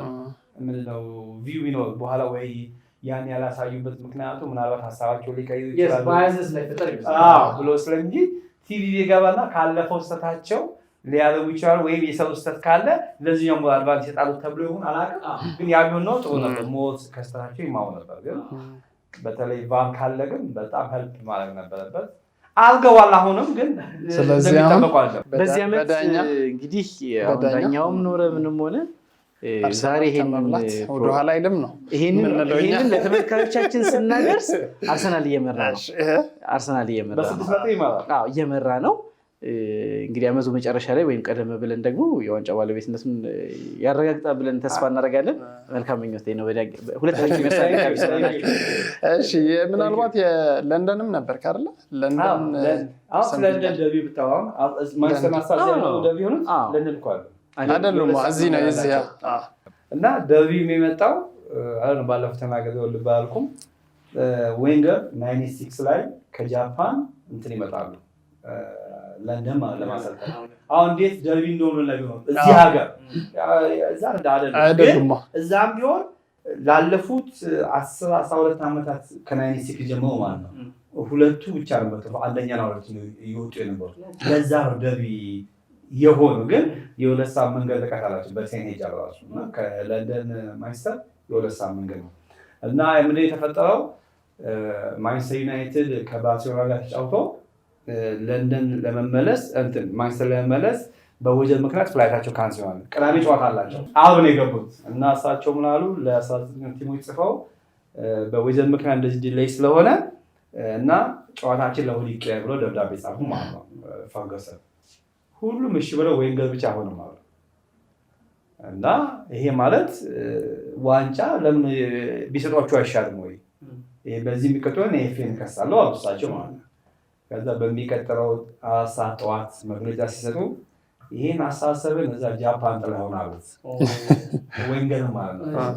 ከዛ በኋላ የነሱ ጦርነት ተጀመረ። ሞሪኖ እስኪመጣ ድረስ ነው። ልክ ሞሪኖ ሲመጣ ሞሪኖን ዌንገር አታክ ሲያደርግ ሁለቱ ተመልሰው ጓደኛ ሆኑ። ከዛ በኋላ እንትኑ እንትና ከዛ ከ96 ጀምሮ እንትና እስኪመጣ ድረስ በቃ ሁለቱ ይባሉ ነበር። በተለይ አሁን 2000 ላይ ሰራውን አይታለ ዘ ጌም ኦፍ እንትን ነበር ዘ ባትል ኦፍ ኦልድ ትራፎርድ የሚለው የሰሩትን የነቬራ አሁን እሳቸው ሰው ገለው ነው ዋንጫ ብሎት ነው የሚሉት ሁሉ ጊዜ በይሉ በርታ። ምክንያቱም ሰው ገለው ነው ዋንጫው ሰው ልጅ ያው ነው የሚናገሩ የዛች ምክንያቱም ሰው ገለው ነው። እኔ ግን አሁን ማንቸስተር እዚህ አሁን አብዛኛው የአርሰናል ደጋፊ ማንቸስተር የሚባል ክለብ አይወዱም። ምን አድርገው ነው? ኢትዮጵያ ውስጥ የእንግሊዝ ፉትቦል በተዋወቀ ሰዓት ሁለቱ ኮምፒውተር ነበሩ። እሱ ነው አንድ ኢንትሮዲዩስ ያደረጋቸው። ኢንተርናሽናል ፉትቦል ላይ ብታይ የአርሰናል ደጋፊዎች ስለሆነ ችግር እንዳይላችሁ እንጂ እነ ሊቨርፑል ምናምን ያላቸው አክሴፕታንስ እኮ ብዙ እኮ ነው የነበራቸው ታሪክ ጋር ተያይዞ በድሮ ታሪክ። አሁን ግን እኛ ሀገር ላይ የእንግሊዝ እግር ኳስ ሲተዋወቅ ግን ፖፑላር የነበሩት በሰዓቱ ማንቸስተር ዩናይትድ እና አርሰናል ናቸው። አርሰን ቬንገር እና ሰር አሌክስ ፈርጉሰን ማለት። ስለዚህ አሁን እኔ በጣም አሁን ብዙ ጊዜ አርሰናል የሆነ ሪከርድ ሊሰብር ሲል የሆነ ሄዶ የሚያቆመው ማንቸስተር ብዙ ጊዜ እኛ አሁን በነበርንበት በጣም ዲኤስቲቪ ኳስ በምናይበት ሰዓት የሁል ጊዜ ፈተናችን ማንቸስተር ዩናይትድ በዚህ ምክንያት አሁን በቃ ማንቸስተር የሚባል ክለብ ሲሰቃይ አሁን ላለፉት ብዙ ጊዜዎች ችግር ውስጥ አልነበረ በቃ ደግሞ ሲያሳዝኑን ነበር። አሁን ደግሞ ተነስቶባቸዋል። አሁን ደግሞ ሰሞኑን ጎብዘዋል። 5 ጨዋታ በተከታታይ አሸንፈዋል። አራት ናቸው። አምስተኛውማ ብዙ ታሪካዊ ነው የሚጠበቅ ነው። ያም ልጅ ጸጉሩን ይቆረጥ ይሆን ወጊ ነው። ግን ማንቸስተር እንዳልኩ አሁን ወደ እየተመለሰ ነው። ግን እንዳልኩ አንድ ቲም ወድቆ ያን ቲም ለማንሳት ለማለት ብዙ ይፈልጋል። የኛ ቲም አሁን ለላትሪስ 3-2ኛ ነው የወጣው። ወደ $1 ቢሊዮን አውጥተናል። ቢውል ለማለት እነዛ በወይንግ የነበሩ ተጫዋቾች በሙሉ በነፃ ነው የለቀቋቸው። ምክንያቱም ማንም አይረባማ እና ቲም ቢውል ለማለት ትንሽ ጊዜ ይወስዳል። አሁን የሚቀጥለው ዓመት እንዲያለ ማንቸስተር ይላል። ግን እንዳልኩ ገንዘብ ያስፈልጋል ቲም ቢውል ለማለት። ስለዚህ አርሰናልም ትረስት ዘ ፕሮሰስ የሚለውን የማርክ አርቴታን እኮ አለፈና አየን አይደል? አሁን ችግሩ አሁን ያለው ትልቋ ችግር ሹት የሚያደርግ የለም። ለምሳሌ አሁን የነሳውን ሹት የሚያደርጉ አይሰዋል የማንሳው ባለፈኛ ላይ ገባው አንዳንዴ ከርቀት መተህ የምታገባው ኦፖርቹኒቲ የለም። እንትና ይባላል ካላፊዮሪ ራይስም ይመታል። ሌሎቹ ግን ያና ተቀባብለው በቃ አምባሽ ሙኑ ምናምን ማግባት ነው የፈለጉት። ግን እኔ ለሁለታችሁ ማን ጥያቄ እኔ እዚህ ከተነሳ አይቀር ለምን ተመልካቾች ይቅርባቸው። ይሄ አሁን ከበረኛ ጋር ያለ ልፊያ አዲስ ፉትቦል ፍልስፍና ይመስለኛል። ሌሎች እርግጠኛ አይደለሁም፣ ግን ስፔን ላይ ምናምን የሚፈቀድ አይመስለኝም። ኮርና ፔናልቲ መስሎ እስኪሰማን ድረስ ከበረኛ ጋር ያለ ግብግብ አሁን አዲስ ሴት ፒስ አፕሮች ሆኗል አይደል? ብዙ ጎል ያገባው በዚህ ዓመት አርሰናል በዚህ መንገድ አምናም ለዛ ነው አምናም ብዙ ነበር እኮ ይሄ ራሱ ፉትቦል ላይ ሻዶ አድርጓል። አስታውሳለሁ ሊቨርፑል ከአርሰናል የተጫወቱ ጊዜ ሮይ ኪን አቅራቢ በነበረበት ሰዓት ማለት ነው። እኔ ሊቨርፑል አልወደውም፣ ግን ያሸንፍ እፈልጋለሁ ቢኮዝ ፉትቦል እየሞተ ነው ብሎ አስተያየት ሰጠ። ለእናንተ ኦፌንዲንግ ሊሆን ይችላል ብሏል። ይሄንን አሁን ተጠቅሞ እኮ ብዙ ጎል ያገባል። የሚሾትም ባይኖረው በራሳቸው ፕሪንሲፕል ብዙ ጎል እያስቆጠሩ ነው ያሉት። ልክ አርሰናል ድሮ የሚታወቀው በኢንተርቴንመንት ነው። ኳስ ጨዋታቸው ምናምን የሚባለው ድሮ አርሴኮ ምናምን የሚባለው በፊት። አሁን ደጋፊው አንድና አንድ ነገር ይፈልጋል፣ ዋንጫና ዋንጫ ብቻ። እኛ ህጉን ጠብቀን ህግ ጠብቀን እስከተጫወትን ድረስ በቴስታ ማገባ ዋና ማግባታችን ህጉን አጣስንም። አሁን ከቆና አንዳንዱ አሁን አክሳኑ አሁን ቅድም ያልከው ሰውዬ ያለ አሁን የነጀት ንግግር ነው። ህግ በእጃችን አላገባንም። በእኛ ተጫወተ በቴስታ የምናገባ በምን ዋናው ህጉን ሳንጥስ ነው የምንጫወተው። ስለዚህ አሽሞኖንም ተጋጭተን ዋናው እኛ 3 ነጥባችንን ወደፊት መሄድ ነው። ህግ ስጥስ ትቀጣለህ። አሁን በታገባው በቀይ ወጣ ስለዚህ ኤፍኤም ያውቀዋል ምን ሊያደርግ ይችላል። ስለዚህ አንዳንዶች የነዴት ነው ያ ብቻ ሳይሆን እንደዚህ ሊያገቡ የቻሉትም ራሱን የቻለ አሰልጣኝ አለ። ሌሎችም ክለቦች እንደዛ ማድረግ ይችላሉ። እንዴ ስንት ተጠንቶ እኮ ስንት በስንት እንትን ነው የመጣው። አሁን ብዙዎችን ሲሁ ከቆመ ኳስ ነው ያገባው። ድሮኛ አርሴን ቬንገር በነበሩ ጊዜ ስቶክ ሲቲ ብዙ ጎል የሚያገባው ከእጅ የእጅ ኮላ ገባ ይላሉ። ያገባ ግን ያሸንፈዋል 3 ነጥብ ልስታረጋል። አሁንም ሴንቲንግ ይሄኛው መጣ። እኛ እንዳልኩ ህግ ጠብቀን የምንጫወተው በባለፈው ዓመት በዳኛ ተበድለን ነበር። ግልጽ ነበረ፣ በብዙ ስህተት ነበረው። በኋላ እንደማያዋጣቸው ሳቆ ኤፊያሱ ጉን ቀየሩ ኳስ የምታደርገው በኋላ ምክንያቱም ተጫዋች ነው። አንዳንድ ጊዜ ስትናደ ኳስ መራሽ ያለ የራይሲያቺ ግን በኋላ ራሳቸው አዩትና በየው ደግሞ ችግሩ መሰለህ አርሰናል ሲባል በቃ በዓለም የሆነ ችግር ከታየ ሚዲያው በሙሉ የሚያወው ስለዛ ነው። ያ ሲሆን ኤፍኤ ዳውን ይሆን ይመጣው ብዙ ሰዎች ከማስተዋቀድ ብዙ ነገር ነው የሚያደርጉት እና እነሱ መወቀስ ስለማይፈልጉ አውጡት። የሆነ አውሮፓ ለምሳሌ ላሊጋ ጋር ወይም ጣሊያን እንትን ሄደ እዚህ ፕሪሚየር ጋር የሆነ ስህተት ከጎላ ያችን ጎልቶን የሚያወጣት ለምሳሌ እንግሊዝ ፕሪሚየር ሊግ በዓለም በጣም የታወቀ ስለሆነ ያንን ደግሞ ዳውን እንዲሆን ይፈልጋሉ ሌሎች። ምክንያቱም አሁን እንግሊዝ ነው ትልቁ ፕሪሚየር ሊግ ያለው በዓለም ውስጥ ከ5 ሊጎች ማለት ነው እና የሆነ ስህተት ነው ያችን አጎልተ ሁሉም የሚያወራው ያን ዳውን ለማለት ግን ምን ዳውን ዩናይትድ ኤፍኤም በኋላ ስህተት መሆኑን ሲያውቅ ያን ነገር አስተካከሉ። እንደገና ማይክል ኦሊቨር ደግሞ ካየው ለ10 ወራት አሳ እንዲያጫውት አደረገው። አሁን ከ10 በኋላ እኮ በቀደም ያጫወተው 10 ወራት ተከልክሎ በዚህ ዓመትስ አሁን ዋንጫ የሚበላ ከሆነ የአርሰናል ደጋፊዎች ምን ያደርጉልናል? ዋንጫ የሚበላ መሰለህ? ዋንጫ የምትበላ እኮ ዝም ብለህ እኮ ዋጋ እየከፈሉ ነው የሚጫወቱ ነው ምን እያሉ ነው። ግን በእኛም በኩል ስህተቶች ነበሩ። ተጫዋቹ አንዳንድ ጊዜ ለምሳሌ ህግ ከሆነ እንደዚህ አታልቀጠዋል ማለት የለብህም ካለ ትቀጣለህ። ግን እንዳልኩ የጀጅመንት እኮ ነው። አሁን እንትና የተከለከለበት አስቦ ላይ ማይክል ኦሊቨር እንትናን በጠበባ መጥቶት ነው ማነው ስኬሊንግ የእንትን ተከዛ በቃ ያስወጣው። ያሁላ ቢጫ ነበረበት። ምክንያቱም ብዙ ሰው የሚለው ቢጫ ካርድ በቂው ነው። ከዛ ህዝቡ ጮሆ ምን አለ እኛም በኋላ ባሰበው በኋላ አሁን በቀደም ነገር በብዙ ቀይ ግን ባለፈው እኮ ቀዮች ናቸው ኮንፊደንስ አለኝ ብሎ እንትና ፒዲዮሜል ወይም ኤፍኤ እንትና አለ መጣ ዳኛ አሸነፈ ነው። ባሰበው ነገር ባሰበው ተቀጥ በቀጣ ሳይሆን በቃ እኛ እንዳጫው ተከለከለ እና ያ ግልጽ ስህተት ነው። በኋላ ማሳቸው ስህተት እንደሰራ ተናግረዋል እና ዳኞች ዳክተራሉ ግን ካለፈው ስህተታችን ብዙ ነገር ተምረን ብዙ ቀይ ካርድ ሳናገኝ ዲሲፕሊን ሆነን ለውጥ አለው። ተመስገን ነው። ዘንድሮ እንኳን ምን ቢጫ ካርድ ቀየለ የለም ብዙ የለም። አሁንማ በደንብ ነው የምናጣጥመው ይመስለናል። አርሰናል የፌስቡክ ፔጅ የተጀመረ የማንቸስተር ዩናይትድ የአርሰናል የሊቨርፑል ሁሉንም በአንድ ልብ የሚያይ ቅን ልብ ያለበት በጣም ብዙ በጎ አድራጎቶች ውስጥ የተሰማራ ይቺ አርሰናል ብቻ የምታወራዋ ግን ለሁሉም ነፍስ የምትደርስ ለብዙ ሰዎች የደረሰ በጎ አድራጎት ተግባር ከዛም ሲያልፍ ደግሞ ለአርሰናል ደጋፊዎችም እንደዚሁ በማሊያ እሱ ላይ እናንሳ አይደለ ታዋቂ ሰዎች በኢትዮጵያችን ላይ የበፍቄን ማሊያ ያለበሰ ማን አለ እየተባለ ነው። እስኪ እንጥራቸው። እስኪ እነማን አለበስክ?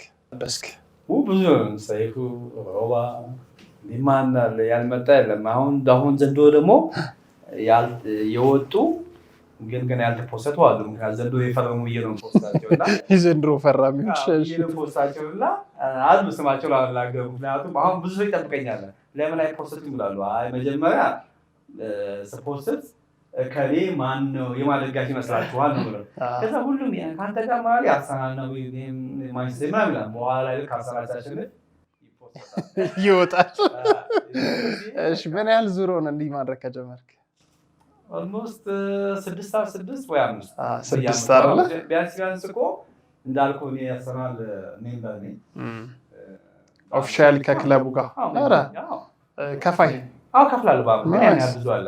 እንደውም ለኔ ደግሞ በጎ አድራጎት ስለምሰራ ያንን ሴፍ ላይ ያለው ስለሰጠኋቸው ማለት ዲስካውንት ሰጥኛለሁ። ለምሳሌ አንዳንዴ 70% ዲስካውንት ሰጥኛለሁ፣ አንዳንዴ 80% ስቲል ቢያንስ ከኪሴ እስከ $3,000 ድረስ አወጣለሁ። ግን በዚህ ዲስካውንት አግኝቼ ማለት ነው። እና ያው ብዙ ጊዜ አንዳንዴ ከቤተሰብ የምትጣለው በዚህ ከዚህ ሁላ እኮ አንተ ሳትሄድ በሙሉ መሳፈሪያህን ይሄ ለማለምታው ሰጣቸው እኮ በኪሎ ላይ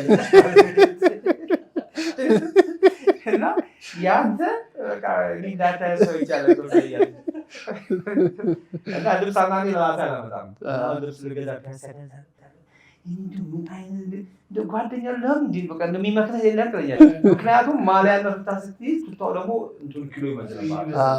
ለራሴ ልብስ ለከይ እና ቱታውን ካፒታል ማሊያ ነው የሚቀራልስ ቦታ አይደለም እና ለራሴ አንዳንድ ጊዜ ልብስ አላመጣም ወይ እዚህ ያለኝ ልብስ ነው የምለብሰው ወይ ሲታይ በቃ መናገር አልችልም። ምክንያቱም በጣም ቱ ማች እንትን ትላለህ የምትለው ለሰው። እኔ ግን ያ ሳይሆን ያው ማሊያውን ትስክ ክለቡ እንትን ይላል ብዬ ነው። ግን ይሄ ክለቡ እንዳልኩ ዲስካውንት ሰጥኛል በጣም ይሄ ራሱ ሁሌ ያሰናል ቬሪፋይ ነው በዚህ በዳታ በጣም ፍቅር ነው ያገር ናይስ እና ለፍቅር ለምታረ እዚሁ ላይ ከወሰዱ ማሊያ ታዋቂ ሰዎች ውስጥ እንደው እነ ሰይፉን አንስተሃል፣ እነ ሮባ አሉ። ኧረ ብዙ ናቸው። ባለፈውም የተሰጣቸው እኛም የነበርንበት ተጋብዘን ነበር። ቤልቪው ሆቴል ነበር። ሼፉ የሊቨርፑል የእንትናው የማን ወንድም ነው ሼፍ ዚ ነው የሚባለው። ሼፍ ዚ እሺ ዝውውር ያደረገ የለም በ6 ዓመት ውስጥ አሁን ወደ ሌላ ክለብ ያመለጠ ማን ነው? አብርሃም ግዛው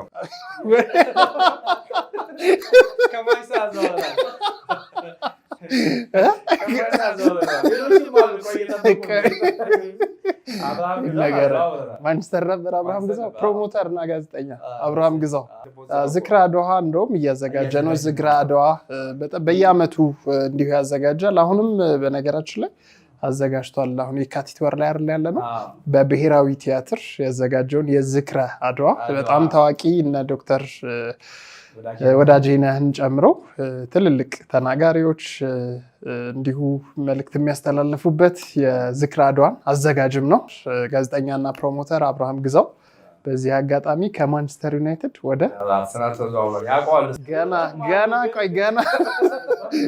ሌላ አስፈልግ እኮ ሌላ ሲወጣ ፋይላቸው ይወጣ። ቆይ ራሳቸው በየእንትኑ የማንቸስተር ማሊያ እየቀደዱ ወደ አሳሪ መጥቷል። አሁን በቃ ያስቆራጭ ነገር ነው የማንቸስተር ጉዞ። ስለዚህ ገና እናዘዋውራቸዋለን፣ በፍቅር እናዘዋውራቸዋለን። ሰዎች አሳሪ ፍቅር ያሉት በኔ ኢቭን አክሶች አስተዋል። አሁን ትናንትና የሰጠዋለች ፍቅር በአንተ ማሳል ማቋለች። በነገራችን ላይ ገጠመኞችም አሉ አይደለ? ለምሳሌ አሁን ሬስቶራንት ውስጥ ስገባ ከባለቤቷ ጋር ሆና ማሊያ፣ እስኪ እሱን ነገርም አንሳለን። ያው ባለፈው እንትን ነበርና ለምነት ከዛ ባሏ ማንቸስተር ነው እሷ አርሰናል እና መጣች ነፍቄ እኔ በጣም ነው የምወድ ለኢትዮጵያ የምታደርገው ነገር ለለን በገንዘብ ሰላው ምናምን እንደምታውቁት ያሳደገኝ ተነሳላ መጣና ባለች ስማ እኔ በአንተ ምክንያት ይወልድ ማሌና ታደግ ታደርግልኝ አንተ ይወላል አሁን ዘንድሮ ማሌ ለምን አስታውቃለሁ ሁላ በአንተ ነው አለ ዛት ነበር በእምነት እሱ ማንቸስተር ነው። እዛ ከእሷ ሰላላት ከመሀል መታወቅ ያለች እኮ ተነሳ ወጣች ናጠቂ ቁጫለች። ከዛ ፎቶ ተነሳ እንደውም ፖስት ፌስቡክ ላይ ማለት እና ብዙ እንትኖች አሉ። አሁን ትናንትናውን ቀይ መብራትሽ ገጂ ስመጣ ትራፊክ አስቆመኝ እና ስለ ከኋላ መኪንትን ይሄ 18 ወይም ምን ነበር የሚባለው 18 ዊለር ወይም ትልቁ መኪና ማለት አላሳየኝም። እሱን ተከትዬ ነው ቢለው ስለካ እንትኑ ቀይ ነው። ከዛ አስቆመኝ እንጃ ፍቃድ ሰጠሁት እና ሲያይ ማሊያ አየዛጋ ፍቄና እንዲህ አለኝ። አሁን እንዴት አንተ ፕሮፌሽናል ልጅ ሆነ ያሏቸው እኔ እንዳልኩ እንትኑ ነው የምከተለው። ይሄን ምንድነው ከፍል ለፍቴ ስላሳሳላሰኝ እንጂ እኔ ቀዩ ምናምን እና አላወኩም። ይቀርታል አስፋይ ነው እና ያው ማለት ነው አስተምሮህ ኦሬዲ እንዳላየኸው አስረድተኸው አላየኸው። ምክንያቱም እንትኑ ሸፍነዋል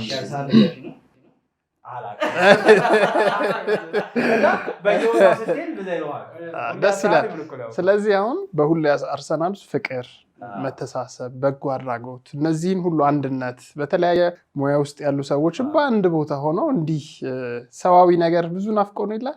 እንደ ሀገር እንደ ዓለም ብዙ ከሚያስፈልገን ነገር ውስጥ አንዱ ያው የኑሮ ጫናው በብዙ ቻሌንጆች ውስጥ እንኳን ሆነን እንዲህ አይነት ፍቅሮች ደግሞ አሉና የዚህ ፕሮግራም አንደኛው ተባባሪ አጋራችን አዲስ እይታ ነው። ያው እንግዲህ የሚፈልጉትን ላይ ያስደሰተ የሚፈልገውን ላይ ያደረገ በበጎ አድራጎቱ እንደዚሁ ለአርሰናልም ደጋፊዎች አክቹአሊ ለአርሰናል ብቻ ለሌሎችም ደጋፊዎች በትንሹም ቢሆን እንዲበዛ አይፈልግም። በትንሹም ቢሆን እያደረገ እዚህ ቆይቷል። አዲስ እይታ ደግሞ ይህን ፕሮግራም አብሮን በአጋርነት እየሄደ ነው። ሰሞኑን ከፌስታል ጋር ተያይዞ ያለው ግብግብ በጣም ከባድ ነው። አዲስ እይታ ያው የቢዝነስ አለኝታ በነገራችን ላይ ከጥር 23 ጀምሮ በኢትዮጵያችን ላይ የፌስታል ይዞ መገኘት ቅጣት አለው የሚል ነገር ታውጆ ወደ ተግባር መዋሉ ይታወቃል። ከዛ ጋር በተያያዘ አዲስ እይታ እንደ ሁል ጊዜው አዲስ ነገርን በተለየ ወረቀት ዘንቢል የማምረት ሂደቶች ላይ በቂ እውቀት፣ በቂ መረጃ፣ በቂ ስልጠና ሰጥቶ ደግሞ ወደ ሙያው እና ወደዚህ ትርፋማ ቢዝነስ ተመልካቾቻችን አድማጮቻችን እንዲገቡ በደንብ እያስተዋወቀ ቆይቷል። አዲስ እይታ ላለፉት ብዙ ዓመታት እንግዲህ ከጣፋጭ ሕይወት ጋር አብረው ያለ አጋር ድርጅታችን ነው። ይሄ የፌስታል ሕግም ሳይመጣ በፊት አዲስ እይታ ለብዙ ሰዎች በብዙ ሙያ ዘርፍ ሰው በራሳቸው ሰርተው ስኪላቸውን ዴቨሎፕ አድርገው የቢዝነስ እንዲሰሩ ብዙ ነገር ሲያደርግ የቆየ ተቋም ነው። አዲስ እይታ እንግዲህ በአሁኑ ሰዓት አዋጭ የሆነውን ቢዝነስ በጣም በ40 ሺህ ብር ኢንቨስትመንት መጀመር ቢቻል ቢዝነስ ነው። የወረቀት ዘንቢል የማምረት ሂደት አንደኛ ሱቆችም ምኖችም ተከልክለዋል። ብዙ ሰዎች የተቸገሩ ነው። ቅጣቱም አለ። ስለዚህ ከዚህ ለመዳን በዚህ ሰልጥናችሁ ወረቀት አምርታችሁ በወረቀት ዘንቢል ሰዎች እንዲጠቀሙ አድርጋችሁ ሰዎችንም ከቅጣት ራሳችሁንም ደግሞ ለተሻለ ኢኮኖሚ እንድታግዙ ይጋብዛችኋል። አዲስ እይታ ስልጠናዎቹን በአግባቡ በጊዜው እየሰጠ ይገኛል። በአጭር ጊዜ ትርፋማ የሚሆኑበት አዋጭ ቢዝነስ እድል። የወረቀት ዘንቢሎች፣ ነን ወቨን ባጎችና ሌሎችም የቁሳቁስ መያዣዎችን በማምረት አትራፊ የሚሆኑበት ታላቅ እድል በሮን እያንኳኳ ነው። አካባቢ ጥበቃ ተስማሚ የሆኑ ዘመናዊ የቁሳቁስ መያዣዎችን በማምረት በአጭር ጊዜ ፈጣን ትርፍ የሚያገኙበትን የማይታለፍ እድል ይዞ ቀርበዋል። አድራሻ ሜክሲኮ ኬኬር ህንፃ ሁለተኛ ፎቅ ቢሮ ቁጥር 227 ስልክ 0978 21 21 21 ህልሞን እንተገብራለን። አዲስ እይታ 10 ዓመታት በስኬት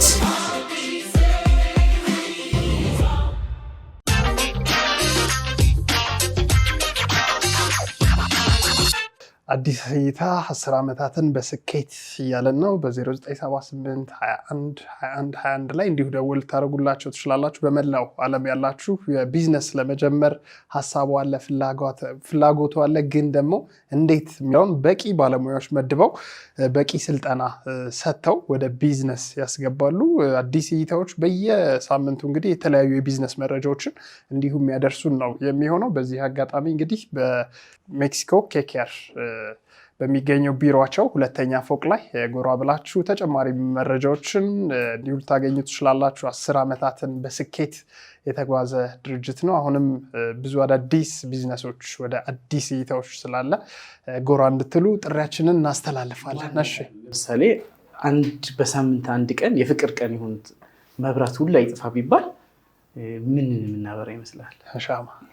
የሻማ ማምረት ቢዝነሳቸውም እንደዚሁ በጣም የተቀላጠፈ በብዙ ባለሙያዎች የሚደገፍ በሚገራርሙ ማሽኖች አብሮ የሚታገዝ የስልጠና ሂደት አላቸው። ማሽኖቹን በማስገባት ፕሮሰስ ውስጥ ያገዟቸዋል። ብቻ አዲስ ለሆነ እይታ አዲስ እይታ ጎብኙ ለማለት ነው። እጅግ አድርገን እናመሰግናለን። እንቀጥል። ጣፋጭ ቆይታ ጥሩ ጊዜ እያሳለፍን ነው። በፍቄ ተመችቶሃል?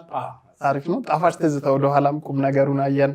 ፈታኝ የህይወት ጉዞዎችን ፈተሽ ያደረግን ለወላጆችም ሊሆኑ በርታ እንዲሉልን ሸክማቸውን ድካማቸውን ደግሞ ባላየነው አንግል አሳይህን። ጣፋጩን የአርሰናልን የስቃይ ጉዞ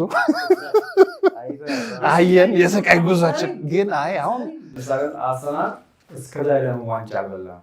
እስከላይ ለምን ይሄ ሁላ ነገር ወደኋላ ቀረ? ጥያቄ ያነሳሉ። የዛ ጊዜ የተፈጠረው አርሰን ዌንገር በሰሩ ስህተት ነው። ብዙ ሰዎች ይሄን አያውቁም። ለምሳሌ ስቱዲዮውን 2006 ላይ ቢውል ያደረገው ቢውል ሲያደርጉ እሳቸው ባለቤት አሉ። እንደ ማንኛውም ሰው አሰልጣኝ ናቸው። ያን ስቱዲዮም ለመክፈል ብለው ተጫዋቾቹ መሸጥ ጀመሩ። ሲሸጧቸው እሳቸው ከአንድ እስከ አራተኛ ከወጣ በፕሪሚየር ሊግ ሻምፒዮን ሊግ ላይ ገንዘብ ታገኛለህ። እሳቸው አይሞራቸው የእሳቸው አይደለም ስቱዲዮም እና ይሄ ሁላ ላለፉት 20 ምናምን ዓመት አርሰናል ዋንጫ ሊበላ ያልቻለበት ትልቁ ማለት እሳቸው ናቸው። እሳቸው ገንዘቡን ስቴዲየሙን ይመስል እያደረጉ መጨረሻ ላይ በ2018 ሲባረሩ ደብዳቤ ጽፎላቸው ተባረሩ። ጃክ ዊልሸር ተናግሯል። እዛ የስራን እያለ በዴቸል ታሽጎላቸው መጣ ያንበለው እና በዛ ተባረሩ።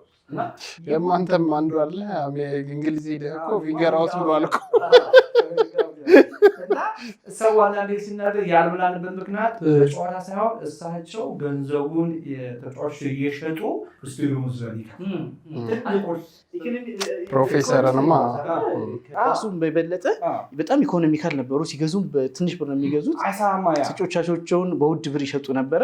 ለኳሱ ግን አልሰራም። በቃ እንትና ሲመጣ በሙሉ የተበላሸው ቼልሲ ባለቤት ሲመጣ ኳስ በሙሉ ጨዋቾቹን ዲስትራክሽን ያደርጋሉ እኮ።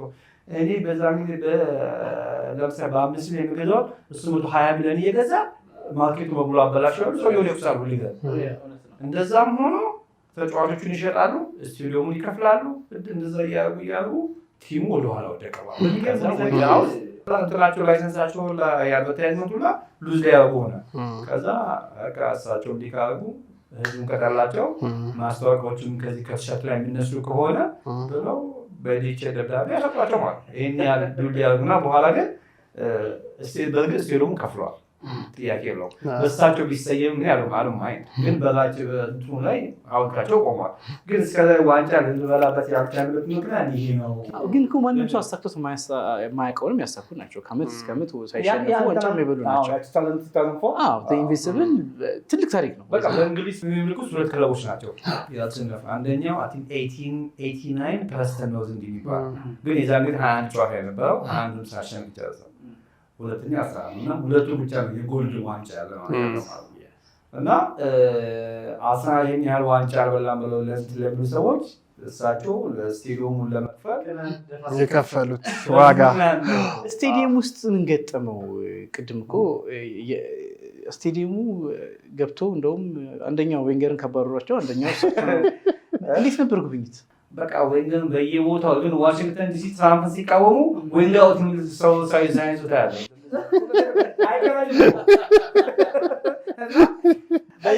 ቡናና ጊዮርጊስ ሲጫወቱም ይሄ ነገር ተደርጓል። እዚህ ሆነውም የሆነ ጊዜ እንትን ነበር ባለው ላይ ከጊዮርጊስ ሲጫወቱ ዌንገራውስ ብሎ የቡና ደጋፊ አብዛኛው የቡና ደጋፊ አብዛኛው በየቦታው እዛ መቃወም ነው። ምክንያቱም እንዳልኩ እሳቸው ያዩበት ነገርና እኛ ያየንበት አንድ አይደለም። ባለቤቱ ደግሞ እኔ እኮ ቲሙን የገዛሁት መምጣት ነው እኔ እኮ ቲሙን የገዛሁት ዋንጫ ለብራት ሳይሆን ላከፍልበት ነው ብሎ ተናገሩ ነው። ከዛ አሁን ሲባል ህዝቡን ሲያመስ ከወንኪ ወሰደ ወይም ቢጁማ ነው ማለት ነው። ከዛ በኋላ ወጣት ስለሆነ ምክንያቱም አየህ አንድ ጊዜ ላይ ማሁን ኤምሬትና ማስታወቂያ አላቸው በጣም ብዙ ገንዘብ ይከፍሉበት እንትናም ቪዚት ሩዋንዳ ወደ 20 እና 50 ነው ከባሩ አልቋል። ሲመጣ አፋው እሳቸው ካወጡ በኋላ ይሄ ሰጡት። ይሄኛውን 5 ዓመት ታገሱ ያለው እንግዲህ ነው አሁን ሞት ወላዴ ብለን ያወጡት። ግን አሁን ጥሩ ነገር እየመጣ ከኮመርሻል ከቲቪ ከዩፊፋ የሚያገኙ ገንዘብ በሙሉ ማርኬታቸው ከፍ አደረጋቸው። እንደዛ ሲሆን አሁን ባለፈው ወደ 300 ሚሊዮን ተጫዋች ነው የገዛ ነው እና አሁን ከአምናውና ከዘንድሮ ብታየው አምና ሳካ ሲጎዳ ቦታው ነበር ጭንቅ ነበር። አሁን እንትና እና አሁን ወደ ዋንጫ እየሄድን ነው። አዘ ሴም ታይም ደግሞ ወደ ዳላስ ስንመጣ እርዳታውን ሰራ 11 ከፍች ያለው እና የሌሎቹ እኔ ምንድን ነው የማደርገው ልክ ከዚህ ሲሄድ እኔና ሰይፉ እና እኔ ቤት ሆነን እንመጣለን። የሚቀጥለው ዓመት ልጅ ይረዳለሁ። ያን ከያዝን በኋላ እዛ የሀበሻ ሱቆች አሉ ሳንቲም ማስቀምጫ እዛ አስቀምጫ ያሉ ምክንያቱም እኔ ሰው አለ ልጆች አሉ ምን አሉ እና እኔ ግዴታ ፈልገውን ይመስል የለባቸው እዛ የሀበሻ ሱቆች ውስጥ አስቀምጣም የሚፈልጉት $1 ሆነ 5 ሆነ 20 የፈለጉት ያስቀምጣሉ። እና ልክ ዘኢንድ ኦፍ ዲሴምበር ላይ ለመጣ ስል ከሱቆቹ ጋር እንቆጥራለን ማለት ነው። እና ሲሰጡ ለምሳሌ ከአቦጊዳ $1,000 ካገኘሁኝ አቦጊዳ $1,000 ሰጡኝ። ምን ጊዜ ሰው ሰጠኝ ገንዘብ ፖስተዋል ፌስቡክ ላይ እና ሰው በሙሉ ደምሮ የጨረሰውን ማወቅ ይችላል ከመጀመሪያ ጀምሮ በየዓመቱ ማለት ነው። እና $10 ሰጡኝ 50 ሰጡኝ እዛ ይጽፋል እንዲህ እያልኩ ነው። ከዛ 11 ደጋፊዎች እኔ ደግሞ አሁን በማሊያ ለእርዳታ ስለሆነ በማሊያ ያሳተፉላቸዋለሁ። ማንቸስተሮቹም ሊቨርፑሎቹም አርሰናሎቹም ኦርደር አደርግላቸዋለሁ። ከዛ እነሱ ለምሳሌ $200 ማሊያ እንትን ካሉ $200 ነው። ያንን $200 ሰጥቶኛል ነው ተወሰው ኢቭን ያችን የማግኘኋትን 20% እነሱ ላይ አላደረገም 3000 ዘማራጋጋሉ ለዚህ ባለጌም ፖምት ላይ ለዚህ እና እንደዚህ ያል ሰው ታሳተፋቸዋል እና ሁሉም እንዳልኩ በዛይ እንደው ተላይ ወደ 2,500,000 እና በቃ እንደ እንትኑ ይለና ከሱቆቹ ስንለያይ ግን ስንከፋተን ነው ዲሴምበር ላይ ደሰል የተሰበሰቡን እያንዳንዱ እና ፌስቡክ ተፖስቷል። ሰው መደመር ይችላል በዛ ነገር ላይ እንተበሰበ አሁን በአሁኑ ሰዓት የፌስቡክ ፔጁ ከ397,000 በላይ የተወዳጁ ተከታዮች ያሉት ነው እና ሌሎች ሶሻል ሚዲያ ፕላትፎርሞች ላይ አላችሁ ወይ? አልቻልኩም። ቴሌግራም አለ አክቲቭ ነው። ቴሌግራም ነው ሌሎች አልቻልኩም ማለት ነው።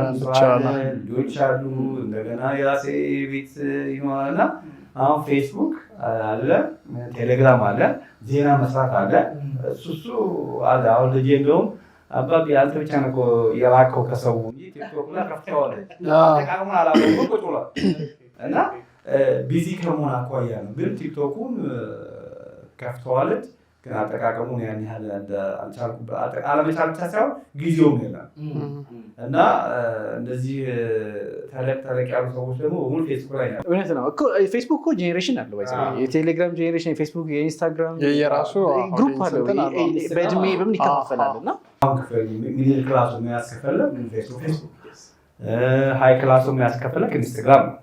እኔ እንዳልኩ ኢንስታግራም ፌስቡክ ምናምን አለኝ ግን ቲክቶክ ነው ያለኝ እንዳልኩህ አሁን ለምሳሌ ፌስቡክ ሁሌ ያስተናል ምን ያህል ቪው ነው አለ ታስባለህ በ28 ቀን ውስጥ 25 በጣም ሰርፕራይዝ ነው ከ500 ሺህ በላይ 25 ሚሊዮን ቪው አለ አለታው ሳይያለው ስልክ ያለው በ28 ቀን ነው ራሱ ፌስቡክ ላይ 31 ነበር ከመጣሁኝ ያው አልሰራም ቢዚ እንኳን ስትላ እና 6 ሚሊዮን ቀንሷል ግን ያው ሲሄድ ይስተካከላል 31 ሚሊዮን ጊዜ ይታያል ስለቀሳያ እና ያ ሁላ ቪዲዮ አለው ፌስቡክ ማለት ነው እና አንዳንዶቹ ሲያወዱ ዋው ይሉት እና ያ ምንድነው ሰው ኳስ ነው ፖለቲካ ነው አላስፈላጊ ነገር ከደረክ ብሎክ ትደረጋለህ ኤፎዲ ተጠቀም ከሆነ ብሎክ ትደረጋለህ ተዋችን ብሎ ዘግዝቀም ፖስት ከሆነ ብሎክ ትደረጋለህ አንተ የምትስምት ሰው ላይ ኦፌንድ የማያደርግ ነገር ኮመንት አስቀምጠህ ግን አሳደጋብቻቸው ብሎክ ይደረጋሉ ዘቅዝቀው ወይ ኮሶቻቾች እና ኤፎዲ ደግሞ አይጠቀምም ብልግና ማለት ኮመንት የሚያነቡ ሰዎች ያሉ ይነጉኛል ሎክ አረጋቸው እና በእንደዛ ስለሆነ ፔጃችን ዲሲፕሊን ያለው ነው። በአራያ ሰው ተመስጋኝ ነበር ካለ ተሸላሚ አራያ ሰው ሽልማት አራያ ሰው ስለዚህ እንዲህ አይነት እንትኖች አሁን የምትሰራቸውን እንትን አድርገው የመጡልህ አሉ እዚህ ሀገር አንድ ተበየ ብለው ነበር ግን እኔ ያ ነገር ሲሉ አይለውም ነበር ግንቦት 30 እንግዲህ ጣፋጭ ህይወት የምስጋና ያው እዚህ አይደለም የምትሆነው አይደል አዛና ጁን 7 በቀጥታ ስርጭትም ቢሆን እንድትከታተለን ምክንያቱም የምትሰራቸው በጎ ስራዎች ለብዙዎች አርአያ ነው እያንዳንዷ ነገር ከየት ወዴት እንደሄደች እያየን ነው አይደል በዚህ ሂደት ውስጥ ራሱ እንትኑ እንድንወደው ራሱ አሁን የማያውቅ ሰው እንኳን ቢኖር ደስ ሲል ብሎ እንዲሳብ የሚያደርግና ጥሩ ምሳሌ ስለሆንከን ማህበራዊ ሚዲያው ላይ ጥሩ ነገሮች ስላጋራን ስፖርትን ለፍቅር ለበጎ አድራጎት ስለተጠቀምክ እጅግ አድርገን እናመሰግናለን። ቀጣይ ዓመት ሲመለስ የጣፋጭ ህይወት እንግዲህ 3ኛ ዙር እንግዳ ነው የምትሆነው። ያኔ ግን ዋንጫውን ይዘን ካልሆነ የሚሆን አይመስለንም። ግን ከባለቤቴ ጀምሮ የአርሰናልን ማሸነፍ የወደደው ሴት ለምሳሌ አሁን የወደደው አርሰናልን የወደደው ነው ማለት እኔ ካየኋቸው በእኔ ሌላ መንገዶችና ቀስ ብሎ የመጡና እንዴት ነው ለስኮ እንደዚህ ያሉ አርሰናል እያሸነፈ ከሆነ ችግር የለም ሰላም ነው። በፊት ነው እውነቴን ነው የምልህ አርሰናል ከመጫወቱ በፊት ምግብ አላበላም ከዛ በኋላ ስለምናል አልበላም ብዙዎቻችን ነበር እና አሁን ግን በተለይ ዘላስቱ ሲል የምናየው ነገር እንትን ነው እና አሁን ምን አለች በቀደም ቁጭ ብለን እኮ ነው የእሷም ወንድም ነበርና አርሰናል አያሸነፍም እና በ5,000 ብር ሲዛለች $5,000 ተመልክት $5,000 አንደኛ ስንት ነገር ለፍቼ የማወጣው ነው ሁለተኛ እኔ ኦርቶዶክስ ነኝ እግዚአብሔር ቁም አይወድም ስለዚህ በገንዘብ ያላስዝም ስላለ ይደጋገመች ነው የምትሆን አጀዛዩ ነው ከዛ በኋላ በቃ አርሰናል ከበላ እዚህ እንትን አለ ጥምቀት ላይ እዚህ ቄራ እንትን የሚያበሉ መንገደኞችን ሰብስበው ማለት ነው እና ለዛ እንትን አስገባለሁ አለች በግ ነው አስፋን ያችን ሪከርድ አድርጌ ይዤታለሁ እና አሁን በቀደም ላኩላ የቷ ምን አለቻት እየደረሰ ነው ገንዘቡን አስገባች የምን ገንዘብ አለች የተናገርሽው እስኪ ይብላና እንታስ ሌላ ደግሞ ደስታ ሬስቶራንት ወጣ የማንቸስተር አስራ እና አስራል ፕሪሚየር ሊግ ወይንም እንትን ምንድነው ሻምፒዮን ሊግ ዋንጫ ከበላ ለአርሰናል ደጋፊዎች እንትን አደረጋለሁ አለች በሬ እኔ ምን አልኩት ስለዚህ ነው እና አልኩት አስፋይን ግን እኛ ለሚቀጥለው ዓመት ተገምቶ ገንዘቡ ይሰጠና ለእርዳታ እናውለዋለን በዛው ራጭ ከይተሻል ብዙ የኛ ጋር ከ1500 እስከ $2,000 ነው ኮስት የሚያደርገው በሬው። ስለዚህ በዛ ተስማምታችሁ ነው የሚቀጥለው አመሳች ነው። አሁን በዚህ ነገር ጀመረን እንጠብቃለን። ብዙዎቹ አንደርስቲሜት አድርገውናል ማለት ነው። እስኪ እና ያለን ምንም አያሳስብም። እንግዲህ እኔም የማመሰግነው ሰው አለኝ የምንልበት አንድ ሰዓት አለችና በፍቄ በህይወት መንገድ ላይ ከባዱንም ደስ የሚለውንም እንዲሁ ጣፋጩንም ብዙ ነገሮች አሳልፋልና እንደው ማመስገን የምትፈልገው እና እኔም ደግሞ በደከመኝ ባቃተኝ በከባዱ ጊዜ ላይ አብረው ናቸው የምትለው ሁለት ሰዎች እንድታመሰግን እድል ብንሰጥህ ማንና ማን ታመሰግናለህ?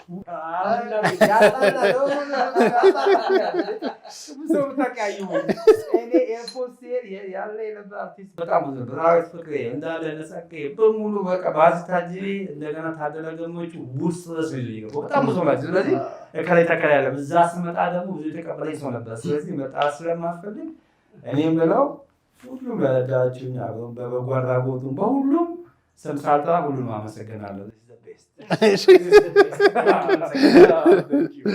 እናመሰግናለን። እንግዲህ ቴሽ ፖድካስት በጣም ጣፋጭ ደስ የሚል የ28 ዓመት የአሜሪካ ኑሮውን አሳየን። ወላጅነት ፈተናውን በደንብ ቃኘት አደረግን። እኛ የወደድነው በጣም ደስ የሚል ቆይታ ነበረን። እንግዲህ ለቀጣይ ዓመት ሰላም ያድርሰን ብለን ማሊያችንን ደርሷል። ቀጣይ ግን ለሶን ላይ ሳይዝ መስጠት ነው የሚጠበቀው ቀጣይ። ስለዚህ ለቀጣይ እንግዲህ እንጠብቃለን። ካሜራ ለምን ከሁለት አንዳቸው በቁጥር እንለያለን። እንግዲህ እዚህ አሪፍ ከሆነ እንግዲህ ቀጣይ ማሊያ ይመጣልሃል። በፍቄ ስለነበረን በጣም ከተጣበበ ጊዜ ላይ በጣም ያው የረፍት ጊዜ አለ፣ ብዙ ኮሚትመንቶች፣ ብዙ ቀጠሮች፣ ብዙ ጊዜዎች ሌላ ቦታ ላይ ማሳለፍ ትችል ነበር። ግን ከኛ ጋር አክብረሃል። ኢትዮጵያ ውስጥ ሲመጣ 3-4 ቦታዎች ነው ኢንተርቪው የሚያደርገው። ከዛ ውስጥ አንዱ ጣፋጭ ህይወት ጋር ቤተሰብ ሆነናልና ስለ ሁል ጊዜው አክብሮት፣ ስለ ሰዓት አክብረህም ስለተገኘ ከልብ በቲኤች ፖድካስት ቤተሰቦች ስም ከልብ እናመሰግናለን። እግዚአብሔር ይስጥልን።